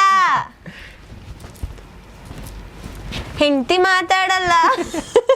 ಏನು ಮೂಗಿನ ಮದುವೆ ಆಗೋದು ನಾನು? ಹೆಂಡತಿ ಮಾತು ಕಿವಿಗೆ ಕಿವಿ. ಹೆಂಡತಿ ಹೇಳಲ್ಲ, ಹೆಂಡತಿ ಹೇಳಲ್ಲ, ಮಾತು ಆಡಲ್ಲ. ಹೆಂಡತಿ ಹೇಳಲ್ಲ, ಗಂಡ ಕೇಳಲ್ಲ. ಹೆಂಡತಿ ಹೇಳಲ್ಲ ಹೇಳಲ್ಲ. ಸರಿ ಹೇಳ್ಬಿಡಿ. ಹೇಳ್ಬೇಡಿ, ಹೆಂಡತಿಗೆ ಹೇಳ್ಬೇಡಿ. ಹೆಂಡತಿಗೆ ಹತ್ರ ಇದ್ದೆ ಒಂದು ಸ್ವಲ್ಪ ಕಷ್ಟದ. ಏನು ಹೇಳಿ ಹೆಂಡತಿ ಮಾತಾಡಲ್ಲ, ಏನು ಮೂಗಿನ ಮದುವೆ? ಹೇಳ್ಬೇಡಿ, ಹೆಂಡತಿಗೆ ಹೇಳ್ಬೇಡಿ. ಓಕೆ, ನೀವು ಎಷ್ಟು ಚೀಟಿ ಇಟ್ಟಿದ್ದೀರಿ? ಅವ್ರಿಗೆ ಬನ್ನಿ. ಎಕ್ಸಾಮ್ಗೂ ಇಷ್ಟು ಚೀಟಿ ಬರ್ಕೊಂಡು ಹೋಗಿಲ್ಲ ನಾನು. ಹೋಗಿ ಬರ್ಕೊಂಡು ಹೋಗಿ ನಿಂಗೆ ಮಾತ್ರ ಇಷ್ಟಿಷ್ಟುದ್ದು, ನಂಗೆ ಎಷ್ಟೆಷ್ಟು. ಅವ್ವಾ, ಇದು ಹೆಂಗೆ ಹೇಳೋದು? ಅಬ್ಬಾ. ಹಾಂ, ಊರು, ಸ್ಟುಡಿಯೋ, ಬಿಲ್ಡಿಂಗು, ಜನ ಪೀಪಲ್ಸ್, ಜನದಟ್ಟಣೆ, ಜನ ಅದೇ ಅದಕ್ಕೆ ಕ್ರೌಡ್. ಕನ್ನಡದಲ್ಲಿ ಹೇಳು. ಜನಗಳು ಏನು ಹೇಳ್ತಾರೆ ಬೇರೆ? ತುಂಬ ಜನನ ಜನಸಂಖ್ಯೆ. ಫುಲ್ ಹೇಳು. ಫುಲ್ ಏನು ಹೇಳಿ? ಜನರಿಗೆ ಬೇರೆ ಬೇರೆ ಬೇರೆ ಬೇರೆ ಸಮಾನಾರ್ಥಕ ಪದ ಹೇಳಿದಾಗ ಏನಂತಾರೆ ಅಂತ. ಇದು ತುಂಬಾ ಕಷ್ಟ ಇದೆ. ಜನದಟ್ಟಣೆ. ನಂಗಿದೆ. ಏನು ಹೇಳ್ತಾರೆ ತುಂಬ ಜನ ಸೇರಿದ್ರೆ? ಕ್ರೌಡು. ಈಗ ನೋಡು, ಕನ್ನಡದಲ್ಲಿ ಹೇಳ್ಬೇಕಾ? ಭಾಷಣ ಮಾಡ್ತಿರ್ತಾರೆ. ಆತ್ಮೀಯ ಮತದಾರ ಬಾಂಧವರೇ ಅಲ್ವಾ? ಬೇರೆ ಇನ್ನೊಂದು ಇನ್ನ ಬೇರೆ ಬೇರೆ ಬೇರೆ ಇದೆ. ಮಹನೀಯರೇ. ಇಲ್ಲ, ಅರ್ಧ ಗಂಟೆ ಇದೆ. ಪ್ರಜೆಗಳು. ಇನ್ನೊಂದಿದೆ, ಇನ್ನು ಪ್ರಜೆಗಳು ಅಲ್ವಾ? ಇನ್ನೊಂದಿದೆ. Most famous word. ಯಾರು? ಅಲ್ಲೆಲ್ಲ ಗಣೇಶೋತ್ಸವ ಆಗಲ್ವಾ? ಯಾವ ಗಣೇಶೋತ್ಸವ ಆಗುತ್ತೆ? ಸಾರ್ವಜನಿಕ. ಆಯ್ತಾ ಆಯ್ತಾ. ಅಯ್ಯೋ, ಎಲ್ಲೋಯ್ತು? ಸಾರ್ವಜನಿಕರಲ್ಲಿ ಪ್ರಕಟಣೆ, ಸಾರ್ವಜನಿಕರಲ್ಲಿ ವಿನಂತಿ, ಸಾರ್ವಜನಿಕ ಸ್ಥಳ ಮೂತ್ರ ವಿಸರ್ಜನೆ. ಸಾರ್ವಜನಿಕರಿಗೆ ಇದು ಹೆಂಗೆ ಹೇಳೋದು? ನೀನು ಸಡ್ಡಿ TV, Zee TV, Zee Kannada, ಬೇರೆ ಬೇರೆ ಚಾನಲ್ ವಾಹಿನಿ, ಕಲರ್ಸ್ ಕನ್ನಡ. ಮುಂಚೆ ಯಾವ್ದ್ರಲ್ಲಿ ಇದೆಯಾ? ಜಿ ಕನ್ನಡ, ಬೇಡ. ಬೇರೆ ಚಾನಲ್ ಹೆಸರು? ಡಿ ಚಂದನ, ಬೇರೆ ಸುವರ್ಣ. ಸಾರ್ವಜನಿಕರಿಗೆ ಸುವರ್ಣಾವಕಾಶ. Very nice. ಅದು ತಲೆ ಇರಬೇಕು. ಅದೇ ನಾನು ಹೇಳಿದ್ ನಿಂಗೆ. ನೋಡ್ಲಿಲ್ಲ? ಇದು ಇಂಚೆ ಬಂತು. ದೇವರಿಗೆತ್ತು ದುಡ್ಡು ದುಡ್ಡು ನೋಡ್ತೆ. 3 ವರ್ಡ್ ಇದೆ. 3 ವರ್ಡ್. ಓಕೆ, 3ನೇ ವರ್ಡ್ ದುಡ್ಡು. ದುಡ್ಡು. 2ನೇ ವರ್ಡ್ ಬೇಕು. 1ನೇ ವರ್ಡ್ ಉಲ್ಟಾ ದುಡ್ಡು ಬೇಕು ದುಡ್ಡು. ಮೊದಲನೇ ವರ್ಡ್ ಯಾಕೆ ಬೇಕು ದುಡ್ಡು.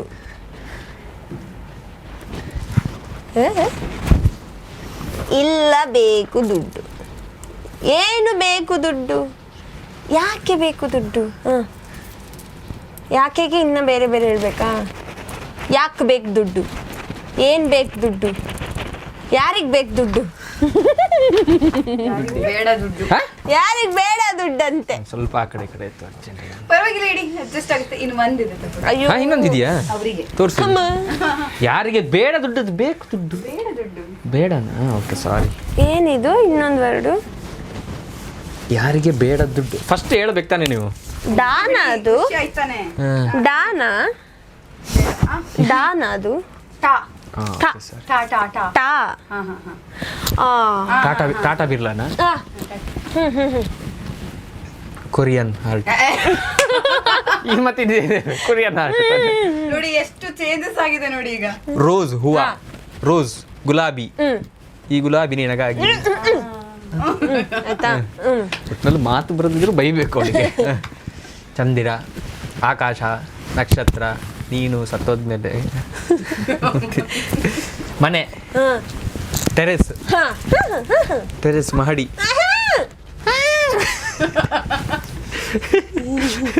ಟೆರೆಸ್ ಅಲ್ಲಿ ಟೆರೆಸ್ ಹೂವ, ಪ್ಲಾಂಟ್ ಗುಲಾಬಿ, ಟೆರೆಸ್ ಅಲ್ಲಿ ಗುಲಾಬಿ. ಫಸ್ಟ್ ವರ್ಡು ಗುಲಾಬಿ ಟೆರೆಸ್. ಗುಲಾಬಿ ಅದೇನು ಗುಲಾಬಿ? ಗುಲಾಬಿ ಟೆರೆಸ್. ಏನು ಬೇರೆನೇ ಇದು? ಅದೇ ಇದ್ದಿದ್ದು. ಅವ್ರಿಗೆ ತೋರಿಸು ಏನೇನು. ಮೇಡಮ್ ಪಾಪ. ಟೆರೆಸ್ಸು ಅದೇ ತಾನೇ. ಟಾಕೀಸು. ಇವ್ರು ಮೋಸ ಮಾಡ್ತಿದ್ದಾರೆ. ನೀವೇ ನೋಡಿ, ರೇ ಗುಲಾಬಿ ಬರ್ಬಿಟ್ಟು ಕೀ ಬರ್ದಿದ್ದಾರೆ ಇವರು. ಇಲ್ಲಿ ನೋಡು ಪ್ರವೀಣ, ಇದು ಯಾವ ಲೆಕ್ಕದಲ್ಲಿ ಕೀ ಅದು ಹೇಳು ಪ್ರವೀಣ. ರೇ ತಾನೇ ಇರೋದು. ಇಲ್ಲ, ಓಕೆ, ಟ್ಯಾರೆಸ್ಸು ಅದು ಥರ ಆಗುತ್ತೆ ಒಂದು ಸ್ವಲ್ಪ. ಓಕೆ, ಮೋಸ ಮಾಡ್ತಿರ್ರಿ. ಒಂದು ಸ್ವಲ್ಪ ಆ ಕಡೆ ಈ ಕಡೆ ಇರಲಿ. ಗುಲಾಬಿ ಟಾಕೀಸ್ ನಾನೇ ಜಾಸ್ತಿ ಹೇಳಿದ್ದಲ್ಲ. ನನಗೆ ಹೆಸರು ಗೊತ್ತಿರ್ಬೋದು. But it's amazing. ತುಂಬಾ ತುಂಬಾ ತುಂಬಾ ಚೆನ್ನಾಗಿ ಗಿಫ್ಟ್ ಕಟ್ಟಿದ ನಾವು ಹೊರಡುವಾಗ ಕೊಡ್ತೀನಿ ನಾನು. ಹಂಗಂದ್ರೆ ನಿಜವಾಗ್ಲೂ ಕೊಡಲ್ಲ ಅಂತ ಅರ್ಥ. ಏನ್ ಗೊತ್ತಾ, ಏನಾದ್ರು ಪ್ರೋಗ್ರಾಮ್ ಹೋಗಿದ್ರೆ ಅಲ್ಲಿ ಹೇಳ್ಬೋದು ಒಂದ್ ಸ್ವಲ್ಪ ಪಾಯಸ ಜಾಸ್ತಿ ಹಾಕೊಳ್ಳಿ, ಹೌದು, ಅನ್ನ ಜಾಸ್ತಿ ಹಾಕೊಳ್ಳಿ, ಅದೇ ಗಿಫ್ಟ್. ಇಲ್ಲ, ಅದು ಇಲ್ವಲ್ಲ. ಬಟ್ ತುಂಬಾ ಚೆನ್ನಾಗಿ ಆಕ್ಟ್ ಮಾಡಿದ್ರಿ. ಕಂಡಿಡಿಯಕ್ಕೆ ತುಂಬಾ ಕಷ್ಟ ಆಯ್ತು ಇಬ್ರಿಗೂ ಅನ್ಸುತ್ತೆ. ಅಷ್ಟು ಚೆನ್ನಾಗಿ ಆಕ್ಟ್ ಮಾಡಿದ್ವಿ ಫಸ್ಟ್. ಬಟ್ ಇಷ್ಟು ಈಸಿನಾ ಅಂತ ಅಲ್ವಾ. ಜಗ್ಗೇಶ್ ಮಾನಶ್ರೀ ಬೇಗ ಬಂದ್ಬಿಟ್ರು. ಸರಿ, ಉಮಾಶ್ರೀ. ಎಸ್, ಯಾವ ಒಬ್ಬ ಹೀರೋ ಡೈಲಾಗ್ ಅಥವಾ ಹೀರೋಯಿನ್ ಡೈಲಾಗ್ ನೀವು ಹೇಳ್ತೀರಾ ತುಂಬಾ ಇಷ್ಟಪಟ್ಟು? ಒಂದು ಡೈಲಾಗ್ ಹೇಳೋದದೆ ಯಾವುದು ಆಗೋದು? ಅವರನ್ನ ಇದು ಕಾಪಿ ಮಾಡೋದಂದ್ರೆ, ಅವ್ರ ತರ ಹೇಳೋದಂದ್ರೆ ಒಂದು ಡೈಲಾಗ್, ಚೆನ್ನಾಗಿರೋ ಡೈಲಾಗ್. ಇಮಿಟೇಷನ್ ಅಲ್ಲೆಲ್ಲ ತುಂಬಾ ನಾವು ಮಿಮಿಕ್ರಿ ಮಾಡೋದೆಲ್ಲ ಕಮ್ಮಿ. ಬಟ್ ಎಲ್ಲ ಮಾಡಿರೋದು ಯಾವ್ದಾದ್ರು ನಿಮ್ಮ ಸ್ಕಿಟ್ ಅಲ್ಲಿ ಮಾಡಿರೋದು ಕಮ್ಮಿ ನಾನು ಮಾಡಿರೋದು. ಹೀರೋ ಬಟ್ ಇವ್ನ್ ಮಾಡ್ತಾನೆ ಯಾವ್ದು ಮಾಡಿದೆ? ಅವರು ಇದಾರಲ್ಲ, ಅಂಬರೀಶ್, ಸಾರಿ, ದೊಡ್ಡಣ್ಣ ಸರ್ ಜೊತೆ ಮುಖ್ಯಮಂತ್ರಿ ಚಂದ್ರು. ಮುಖ್ಯಮಂತ್ರಿ ಸಕ್ಕತ್ತಾಗಿ ಮಾಡ್ತಾನೆ. ಇಲ್ಲ, ಸಕ್ಕತ್ತಾಗಿ ಅದು ಸೂರ್ಯವಂಶ ಸಿನಿಮಾ. ಸುಮ್ಮನೆ ಎಲ್ಲರೂ ಮಿಮಿಕ್ರಿ ಮಾಡ್ತಾರಲ್ವ, ಅದಕ್ಕೆ ನಾನು ರಿಹರ್ಸಲ್ ಮಾಡ್ತಿದ್ದೆ. ಸೂರ್ಯವಂಶ ಸಿನಿಮಾದಲ್ಲಿ ಮುಖ್ಯಮಂತ್ರಿ ಚಂದ್ರ ಸರ್ ಮತ್ತೆ ದೊಡ್ಡನವರು ಏನು ಒಂದು ಡೈಲಾಗ್ ಕಾಂಬಿನೇಷನ್ ಡೈಲಾಗ್ ನಡೀತಾ ಇರುತ್ತೆ. ಮೀಸೆ ಲೋ ಮೀಸೆ ಆ ನಾಟಿಕೊಳ್ಳಿ ಹೆಂಗೋ ಅಂತ. ಅದನ್ನು ತುಂಬ ಅದನ್ನು ನಾನು ರಿಹರ್ಸಲ್ ಮಾಡ್ತದೆ. ಅಷ್ಟೇ ಬರೋದು, ಬೇರೆ ಯಾವುದು ಬರಲ್ಲ. ಅದಷ್ಟೇ ಮಾತ್ರ ಬರೋದು. ಲೋ ಮೀಸೆ ಮೀಸೆ ಆ ನಾಟಿಕೊಳ್ಳಿ ಹೆಂಗೋ. ಒಂದೊಂದ್ ಟೈಮ್ ಪರ್ಫೆಕ್ಟ್ ಆಗಿ ಕೇಳಿಸ್ಬಿಡುತ್ತೆ. ಅದೇ ತರ ಅವ್ರದ್ದೇ ತರ ಅದು ವರ್ಲ್ಡ್ ರಿಹರ್ಸಲ್ ಮಾಡಿ ಅದೊಂದು ಮಾಡ್ತಾ ಇರ್ತೀನಿ. ಆಮೇಲೆ ಇನ್ನೊಂದ್ಸಲ ಅನಂತ್ನಾಗ್ ಸರ್ ಇದು ಮಾಡಿದ್ದೆ. ಅವ್ರದ್ದು ತುಂಬಾ ಕಷ್ಟ, ನಾನು ಮಿಮಿಕ್ರಿನೇ ಮಾಡೋದಿಲ್ಲ, ಆದ್ರೂ ಮಾಡಿದ್ದೆ. ಬಟ್ ಇವಾಗ ಕೇಳಿದ್ರೆ ದೇವರಾಣೆ ಬರಲ್ಲ. ಅದೊಂದು ವರ್ಡ್ ಇಟ್ಕೊಂಡು ಅದು ನೆನಪಿಲ್ಲ. ಆದ್ರೂ ಹೇಳು. ಇದು ಜೆಂಟಲ್ಮ್ಯಾನ್. ನಾನು ದೇವರ ನೆನಪಿಲ್ಲ, ಸುಮ್ಮನೆ ಹೇಳಿ ನೋಡಿ ಹಿಂಗ್ ಮಾಡ್ತಿದ್ದಲ್ಲ. ಅದು ಗೊತ್ತಿಲ್ಲ, ಡೈಲಾಗ್ ಗೊತ್ತಿಲ್ಲ, ನೆನಪಿಲ್ಲ. ಇಲ್ಲಾಂದ್ರೆ ಹೇಳ್ತಾ ಇದ್ದೆ. ಆ ವರ್ಡ್ ಮಾತ್ರ ಬರೋದು, ಬೇರೆ ಯಾವ್ದು ಬರಲ್ಲ. ಅದು ಮುಂಗಾರು ಮಳೆ ಡೈಲಾಗ್. ಮುಂಗಾರು ಮಳೆಯಲ್ಲಿ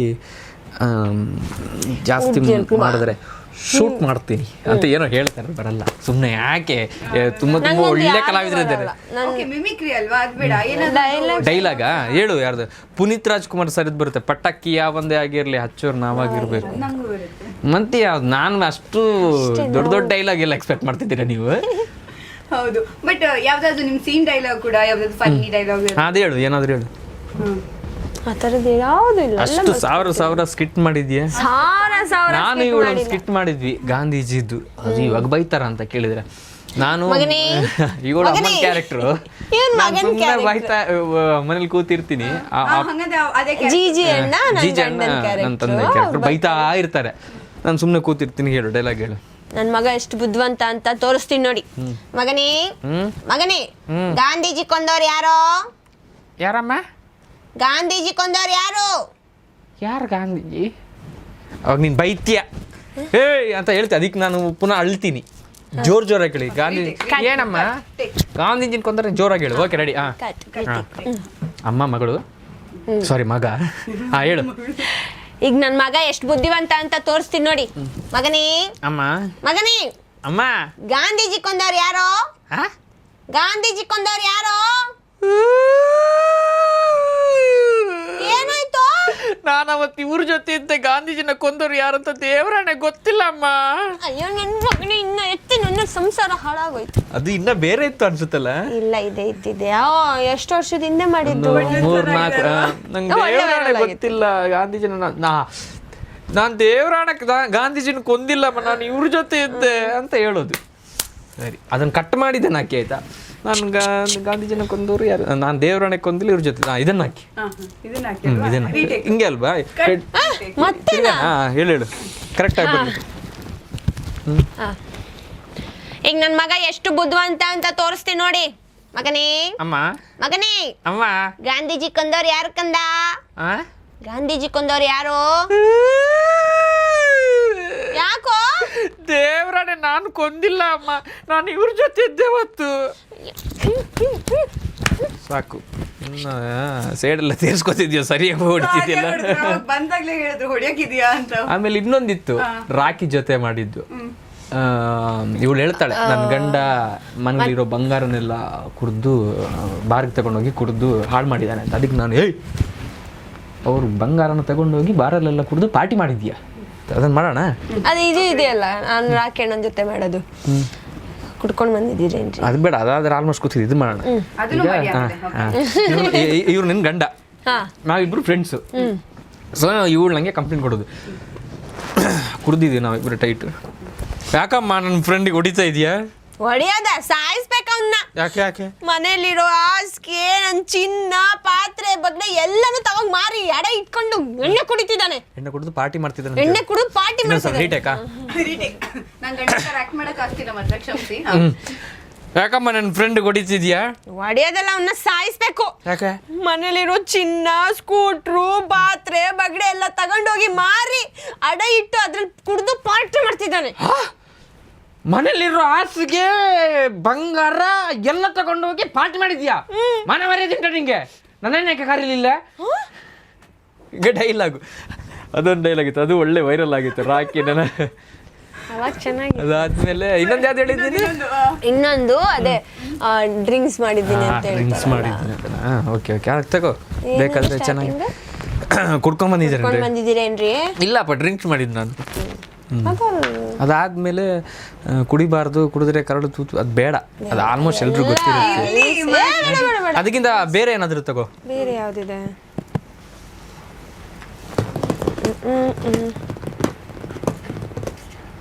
ಇದು ತಗೋ, ಪಕ್ಕದ ಮನೆ ರಮೇಶ್ ಅಣ್ಣ ತಗೋ.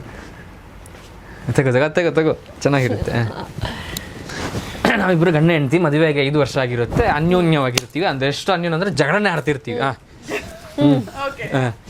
ನೋಡಿ ಅಕ್ಕ, ನಮ್ಮ ಮದ್ವೆ ಆಗಿ 3 ವರ್ಷ ಆಯ್ತು. ಗಂಡ ಅದನ್ ಹೆಂಗಿರ್ಬೇಕು? ಗಂಡ ಅದನ್ ಹೆಂಗಿರ್ಬೇಕು? ಹೆಂಡತಿಗಳನ್ನ ಪ್ರೀತಿಯಿಂದ ನೋಡ್ಕೋಬೇಕು, ಅವಳಿಗೆ ಯಾವಾಗ್ಲೂ ಸಪೋರ್ಟಿವ್ ಆಗಿರ್ಬೇಕು, ಅವಳು ಎಷ್ಟು ಚಂದ ನೋಡ್ಕೋಬೇಕು. ರೀ, ನಮ್ ಪಕ್ಕದ ಮನೆ ರಮೇಶ್ ಅಣ್ಣ ನೋಡ್ಕಲೀರಿ. ಏನ್ ಮಾಡಿದೆ ರಮೇಶ್ ಅಣ್ಣ? ಅವ್ರ ಹೆಂಡತಿನ ಎಷ್ಟು ಚೆನ್ನಾಗಿ ನೋಡ್ಕೋತಾರ ಗೊತ್ತಾ? ನಾನು ಅವ್ರ ಹೆಂಡತಿನ ನೋಡ್ಬೇಕು ಅನ್ಸುತ್ತೆ, ಅವ್ರು ಬಿಡಲ್ಲ. ರೇ ಮುಚ್ಚಿ ಬಾಯ್ನ, ನನ್ನ ನೋಡ್ಕೊಳ್ಳಿ ಸಾಕು. ಮತ್ತೇನ್ ಹೇಳ್ತಿದ್ದಿ? ಆ ರಮೇಶ್ ಅಣ್ಣ ಅವ್ರ ಹೆಂಡತಿನ ದಿನಾಲು ಹೂನಲ್ಲಿ ಮುಳುಗ್ಸಿ, ಹೂನಲ್ಲಿ ಸ್ನಾನ ಮಾಡಿಸ್ತಾರೆ. ನಿಮ್ ಯೋಗ್ತೆಗೆ ಯಾವತ್ತಾರು ಒಂದಿನ ಹಂಗ್ ಮಾಡಿದ್ದೀರಾ? ಇವಾಗ ರಮೇಶ್ ಅಣ್ಣ ಅವ್ರ ಹೆಂಡತಿನ ದಿನಲ್ಲಿ ಹೂನಲ್ಲೇ ಮುಳುಗಿಸಿ ಹೂನಲ್ಲೇ ಸ್ನಾನ ಮಾಡಿಸಿದಾನೆ. ರಮೇಶ್ ಅಣ್ಣಂದು ಏನ್ ವ್ಯಾಪಾರ? ಹೂವಿನ ವ್ಯಾಪಾರ. ನಂದೇನ್ ವ್ಯಾಪಾರ? ಖಾರದ ಪುಡಿ. ಅದ್ರಲ್ಲಿ ಸ್ನಾನ ಮಾಡಿಸ್ಬೇಕಾ ನಿಂಗೆ? ಮತ್ತೆ ಹಾಸಿಗೆ ಇದ್ದಷ್ಟೇ ಕಾಲು ಚಾಚ್ಬೇಕು, ಅತಿ ಆಸೆ ಪಡಬಾರ್ದು. ಡೈಲಾಗ್ಸ್ ಇಲ್ಲ ಅಲ್ಲಲ್ಲೇ ಇದು ನಾವು ಪ್ರೋಗ್ರಾಮ್ಸ್ಗೆಲ್ಲ ಹಂಗೆ ನೋಡ್ಕೊಂಡೆಲ್ಲ ಮಾಡ್ತೀವಿ. ಅಲ್ಲಿ ತುಂಬಾ ಚೆನ್ನಾಗಿ ವರ್ಕ್ ಆಗುತ್ತೆ, ಒಳ್ಳೆ. ಸೊ ಈ ತರ ಡೈಲಾಗ್ ಹೇಳಿದ್ರೆ ಅಲ್ದು ಸಿನಿಮಾದೆಲ್ಲ ತುಂಬಾ ಕಷ್ಟ. ಅಲ್ಲ ಹೇಳ್ತೀವಿ, ಬಟ್ ಆ ರೇಂಜಲ್ಲಿ ಹೇಳಕ್ಕಾಗಲ್ಲ. ಬಟ್ ನೀವು ಸ್ಕ್ರಿಪ್ಟ್ ಎಲ್ಲ ಬರೀತೀರಲ್ಲ? ಹಾ, ನಂಗೆ ಇಷ್ಟ ಸ್ಕ್ರಿಪ್ಟ್ ಬರೆಯೋದೆ. ನಾನು ಮುಂಚೆ ತುಂಬಾ ಆಸೆ, ಗೊತ್ತಿಲ್ಲ ಫ್ಯೂಚರಲ್ಲಿ ಹೋಗ್ತಿಲ್ಲ ಗೊತ್ತಿಲ್ಲ, ಬಟ್ ಆಸೆ ಹೋಗ್ಬೇಕು ಅಂತ. ನಾನು ಕಾಮಿಡಿ ಕಿಲಾಡಿಗೆ ಬರೋಕ್ಕಿಂತ ಮುಂಚೆ ಒಂದು ಸ್ವಲ್ಪ ಸ್ಕ್ರಿಪ್ಟ್ ಎಲ್ಲ ಬರೀತಾ ಇದ್ದೆ, ಹಂಗಾಗಿ ಒಂದು ಸ್ವಲ್ಪ ಈ ಕಡೆ ಬರೋಕ್ಕಾಯ್ತಿಲ್ಲ, ಅದರಿಲ್ಲ. ಬಟ್ ಆಸೆ ಇದೆ, ಒಂದು ಸ್ಕ್ರಿಪ್ಟ್ ಬರೀಬೇಕು, ನಾನೇ ಒಂದು ಡೈರೆಕ್ಷನ್ ಮಾಡಬೇಕು ಅಂತ. ಬಟ್ ಹೇಳ್ಕೊಂಡು ಯೂಸ್ ಇಲ್ಲ, ಮಾಡಬೇಕಲ್ವ, ಹಂಗಾಗಿ ನೋಡೋಣ ಮಾದ. ಈಗ ಸ್ಕ್ರಿಪ್ಟ್ ನಾವು ಚೆನ್ನಾಗಿ ಬರೀಬೇಕು ಅಂದ್ರೆ ನಮ್ಮ ಒಳಗಡೆ ಸ್ಟಫ್ ಇರಬೇಕು. ಅದು ನೀವು ಓದುವಿಕೆಯಿಂದ ಬಂತ, ನೋಡೋದ್ರಿಂದ ಬಂತ? ದೊಡ್ಡ ಮೈನಸ್ ಅಂದರೆ ಓದೋದೇ ಇಲ್ಲ ನಾನು. ತುಂಬ ಆಸೆ, ಬಟ್ ಅಷ್ಟು ಪೇಷನ್ಸ್ ಇಲ್ಲ. ಬಟ್ ನಾನೇನು ಮಾಡ್ತೀನಿ ಅಂದರೆ, ತುಂಬ ವಿಷಯನ ಈಗ ಸಿನಿಮಾ ನೋಡಿದ್ರೆ ನಾನು ಒಂದು ಸೀನ್ ಏನಾದರೂ ಸ್ಪೆಷಲ್ ಅನಿಸಿದ್ರೆ ಅದನ್ನು ತಿರ್ಗಾ ನೋಡ್ತೀನಿ ನಾನು. ಒಂದು 2-3 ಸಲ ನಾನು ಒಬ್ಬನೇ ಸಿನಿಮಾ ನೋಡೋದು, ಅದಕ್ಕೆ ಯಾವಾಗಲೂ ಮೊಬೈಲಲ್ಲಿ OTT ಅದನ್ನು ತಿರ್ಗಾ ನೋಡ್ಬೋದಲ್ವ ಅಂತ. ಸೊ ಅದು ಏನಕ್ಕೆ ಹಿಂಗೆ ಮಾಡಿರ್ತಾರೆ ಹಂಗೆ. ನಂಗೆ ಲಾಸ್ಟ್ ಟೈಮ್ ಒಂದು ಫ್ರೆಂಡ್ ಹೇಳಿದ್ದ, ಒಂದು ಸೀನ್ ಹಿಂಗೆ ಕಂಪೋಸ್ ಮಾಡಿದ್ರು ಅಂತ. ಸೊ ಅದೇನಕ್ಕೆ ಅಂತ ಹೇಳಿದ ನಂಗೆ ಅದು ಅರ್ಥ ಆಗಿಲ್ಲ, ಬಟ್ ನನ್ನ ಸಿನಿಮಾ ನೋಡಿದಾಗ ನಾನು ಅದನ್ನು ಅಬ್ಸರ್ವ್ ಮಾಡ್ತಾ ಹೋದೆ. ಸೊ ಆ ರೀತಿನೇ ಒಂದು ಸ್ವಲ್ಪ ಸ್ಕ್ರಿಪ್ಟಿಗೆಲ್ಲ ಜಾಸ್ತಿ ಇನ್ವಾಲ್ವ್ ಆಗೋದು.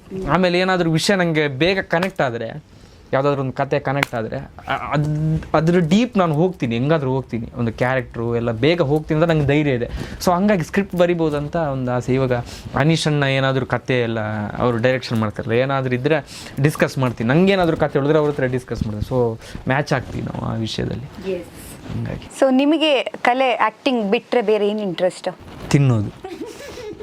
ಸಾರಿ ತಿಂತಾಳೆ ಹೇಳು, ಇಲ್ಲ ಅಂತೇಳು, ಅದೊಂದು ಕಲೆ. ನಾನೀಗ ತಿನ್ನಕ್ಕಾಗಲ್ಲ ಜಾಸ್ತಿ. ಹೌದು, ನಾನು ಚೆನ್ನಾಗಿ ತಿಂತೀನಿ. ಒಳ್ಳೆ ಡ್ಯಾನ್ಸ್ ಮಾಡ್ತಾಳೆ, ನೋಡಕ್ಕಾಗಲ್ಲ. ಹಾಡಾಡ್ತಾಳೆ, ಕೇಳಕ್ಕಾಗಲ್ಲ. ನನಗೆ ಸಹಿಸ್ಕೊಳಕ್ಕಾಗಲ್ಲ ನನ್ನ ಟ್ಯಾಲೆಂಟ್. ಹಾಡಾಡು ಯಾವ್ದಾದ್ರು ಬಿಸಿಲು ಕುದುರೆ ಹಾಡು, ಅವ್ರದ್ದು ಫೇವ್ರೆಟ್ ಸಾಂಗ್ ಇದೆ, ನಿಜ ಚೆನ್ನಾಗಿ ಆಡ್ತಾರೆ. ಅದು ನಂದು ಟೀಮ್ ಜೊತೆ ಮಾತ್ರ ಆಡೋದು. ಹಾಡು, ನಾನು ಜಾಯ್ನ್ ಆಗ್ತೀನಿ.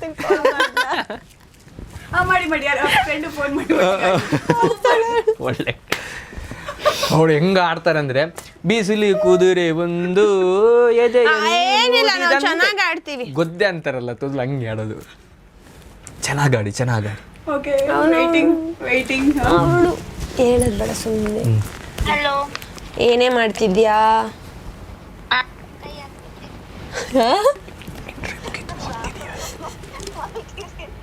ಹೌದಾ, ನಂಗೆ ಇವ್ನು ಎಲ್ಲೋ ಬಿಟ್ಟು ಹೋದ ಕಣೆ, ಇಂಟರ್ವ್ಯೂದಾಯ್ತು. ನಾನು ಕಾರ್ ತರ್ತೀನಿ ಅಂತ ಹೋದ ಸುಮ್ಮನೆ ಬೋರ್ ಹೊಡಿತೈತೆ. ಹಾಡೋಣ, ನಾವು ಹಾಡಾಡದ?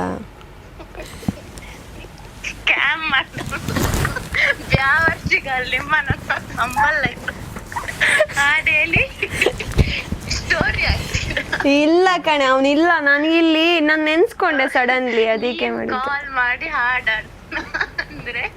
ನಂಗೇನು ಹಾಡ್ಬೇಕು ಅನ್ನಿಸ್ತು, ಫೀಲಲ್ಲಿ ಇದ್ದೆ. ಹಾಡೋಣ ಅಂದ್ರೆ ಹಾಡೋಣ, ನೀನು ಹಾಡ್ಬೇಕು ಪ್ಲೀಸ್. ಪ್ಲೀಸ್ ಅಂತಿದ್ದೀನಿ, ಹಾಡು.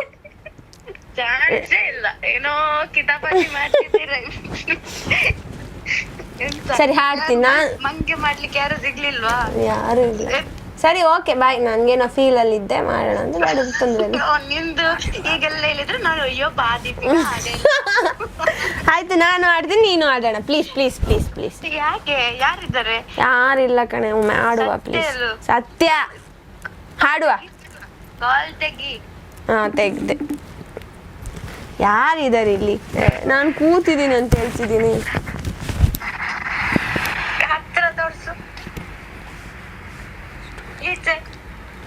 ಏನೇ ನಿಂದು? ನೋಡಲ್ಲಿ ಯಾರಿದ್ದಾರೆ, ಎಲ್ಲ ಖಾಲಿ ಹೋಗಿದ್ದಾರೆ ನನ್ನನ್ನು ಬಿಟ್ಟು. ಹಾಡು ಹಾಡು. ಬಿಸಿಲು ಕುದುರೆ ಒಂದು ಎದೆ. Okay bye. ನೀನೇ ಹಾಡು, ನಾನು ಒಬ್ಳೆ ಹಾಡ. ನಾನು ಆಡ್ತೀನಿ. ಹಾ. ಬಿಸಿಲು ಕುದುರೆಯೊಂದು ಎದೆಯಿಂದ ಮೂಡಿದಂತೆ, ಅವಳ ನೆನಪಿನಲ್ಲಿ ನದಿಯೊಂದು ನಂಗೆ ಲಿರಿಕ್ಸ್ ಬರಲ್ಲ ನೀನ್ ಸ್ವಲ್ಪ ನಂಗೆ ಗೊತ್ತಿಲ್ಲ. ನಾನು ಹಾಡಿ ನನ್ ಜೊತೆ ನಾನೇ ಹಾಡು ತಪ್ಪಾದ್ರೆ ಹಾಡು. ಕುದುರೆ ಒಂದು ಎದೆಯಿಂದ ಓಡಿದಂತೆ ಅವಳ ನೆನಪಿನಲ್ಲಿ ನದಿಯೊಂದು ಮೂಡಿದಂತೆ ಕಣ್ಣ ಕಂಬನಿಯ ಬಚ್ಚಿಡಲು ಎದುರುವುದು ನೆನ್ನೆ ಮೊನ್ನೆಗಳ ಅನಿಸುವುದು ನಂದ ಆಳಾದ ಚಂದಿರ. ಅಷ್ಟೇ ನನ್ನ ಟ್ಯಾಲೆಂಟ್ ನಾನು ಬಿಟ್ಕೊಡಲ್ಲ, ಸುಮ್ಮನೆ ಬೇಕಂತ ಆಡಿರೋದು ನಾನಿದು. ಯಪ್ಪ ದೇವ. ಒಳ್ಳೆ ಇಲ್ಲ, ಇದು ನಮ್ಮ ಫೇವ್ರೆಟ್ ಸಾಂಗ್. ನಮ್ಗೆ ಖುಷಿ ಆಗೋ ಥರ ಆಡ್ಕೋತೀವಿ ನಾವು ಇದು. ಕಾರಲ್ಲಿ ಹೋಗ್ತಿರುವಾಗ 4-5 ಜನ ಇದ್ದಾಗ ಹುಡುಗಿರು ಅವಾಗ ಆಡ್ತಾರೆ. Multi talent. ತೋರ್ಸಕ್ ಭಯ ಆಗುತ್ತೆ ಆ ಟ್ಯಾಲೆಂಟ್ ಅಲ್ವಾ? ಇವ್ರು ನೋಡಕ್ ಭಯ ಆಗತ್ತಲ್ಲ, ಅದಕ್ಕೆ ನಾನು ತೋರ್ಸಕ್ಕೆ ಹೋಗಲ್ಲ. Very nice. ಟ್ಯಾಲೆಂಟ್ ಬಗ್ಗೆ ತುಂಬ ಚೆನ್ನಾಗಿ ಮಾತಾಡಿದ್ರಿ.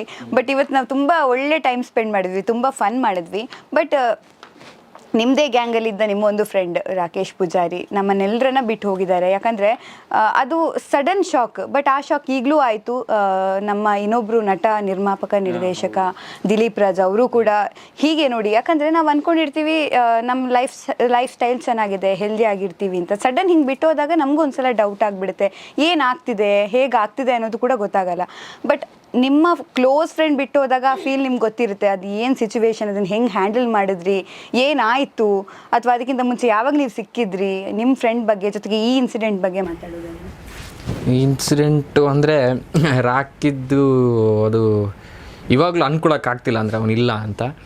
12ನೇ ತಾರೀಕು, ಮೇ 12ನೇ ತಾರೀಕು ನಾವೆಲ್ಲ ಜೊತೇಲಿದ್ವಿ, ಅನೀಶಣ್ಣ, ನಾನು, ಇವರೆಲ್ಲ ಅದೊಂದು ಶೋಗೋಸ್ಕರ ಹೋಗಿ ಬಂದು ಜೊತೇಲೇ ಇದ್ವಿ.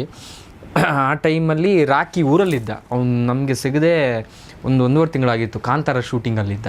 ಹಾಗಾಗಿ ಊರಲ್ಲಿ ಉಡುಪಿ ಕುಂದಾಪುರ ಕಡೆನೇ ಶೂಟ್ ಇರೋದ್ರಿಂದ ಆ ಕಡೆಯಿಂದ ಫೋನ್ ಅಪರೂಪಕ್ಕೆ ಮಾಡಿದ್ದೆ. ನಾನು ಯಾವಾಗಲೂ ವೀಡಿಯೋ ಕಾಲು ಫೋನಲ್ಲಿ ಮಾತಾಡ್ತಿದ್ದವ್ರು. ಆ ಟೈಮಲ್ಲಿ 1-2-3 ವಾರದಿಂದ ಫೋನಲ್ಲಿ ಮಾತಾಡಿರಲಿಲ್ಲ.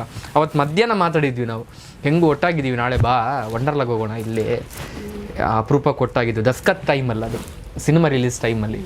ಅವ್ನು ಹೇಳ್ದೆ, ಇಲ್ಲ 1-2 ಫಂಕ್ಷನ್ ಇದೆ, ಮುಗಿಸ್ಕೊಂಬರ್ಬೇಕು ಅಂತೇಳಿ ಒಂದು 10 ಸೆಕೆಂಡ್ ಮಾತಾಡಿದ್ವಿ, ನೆಟ್ವರ್ಕ್ ಇರಲಿಲ್ಲ ಅಂತ.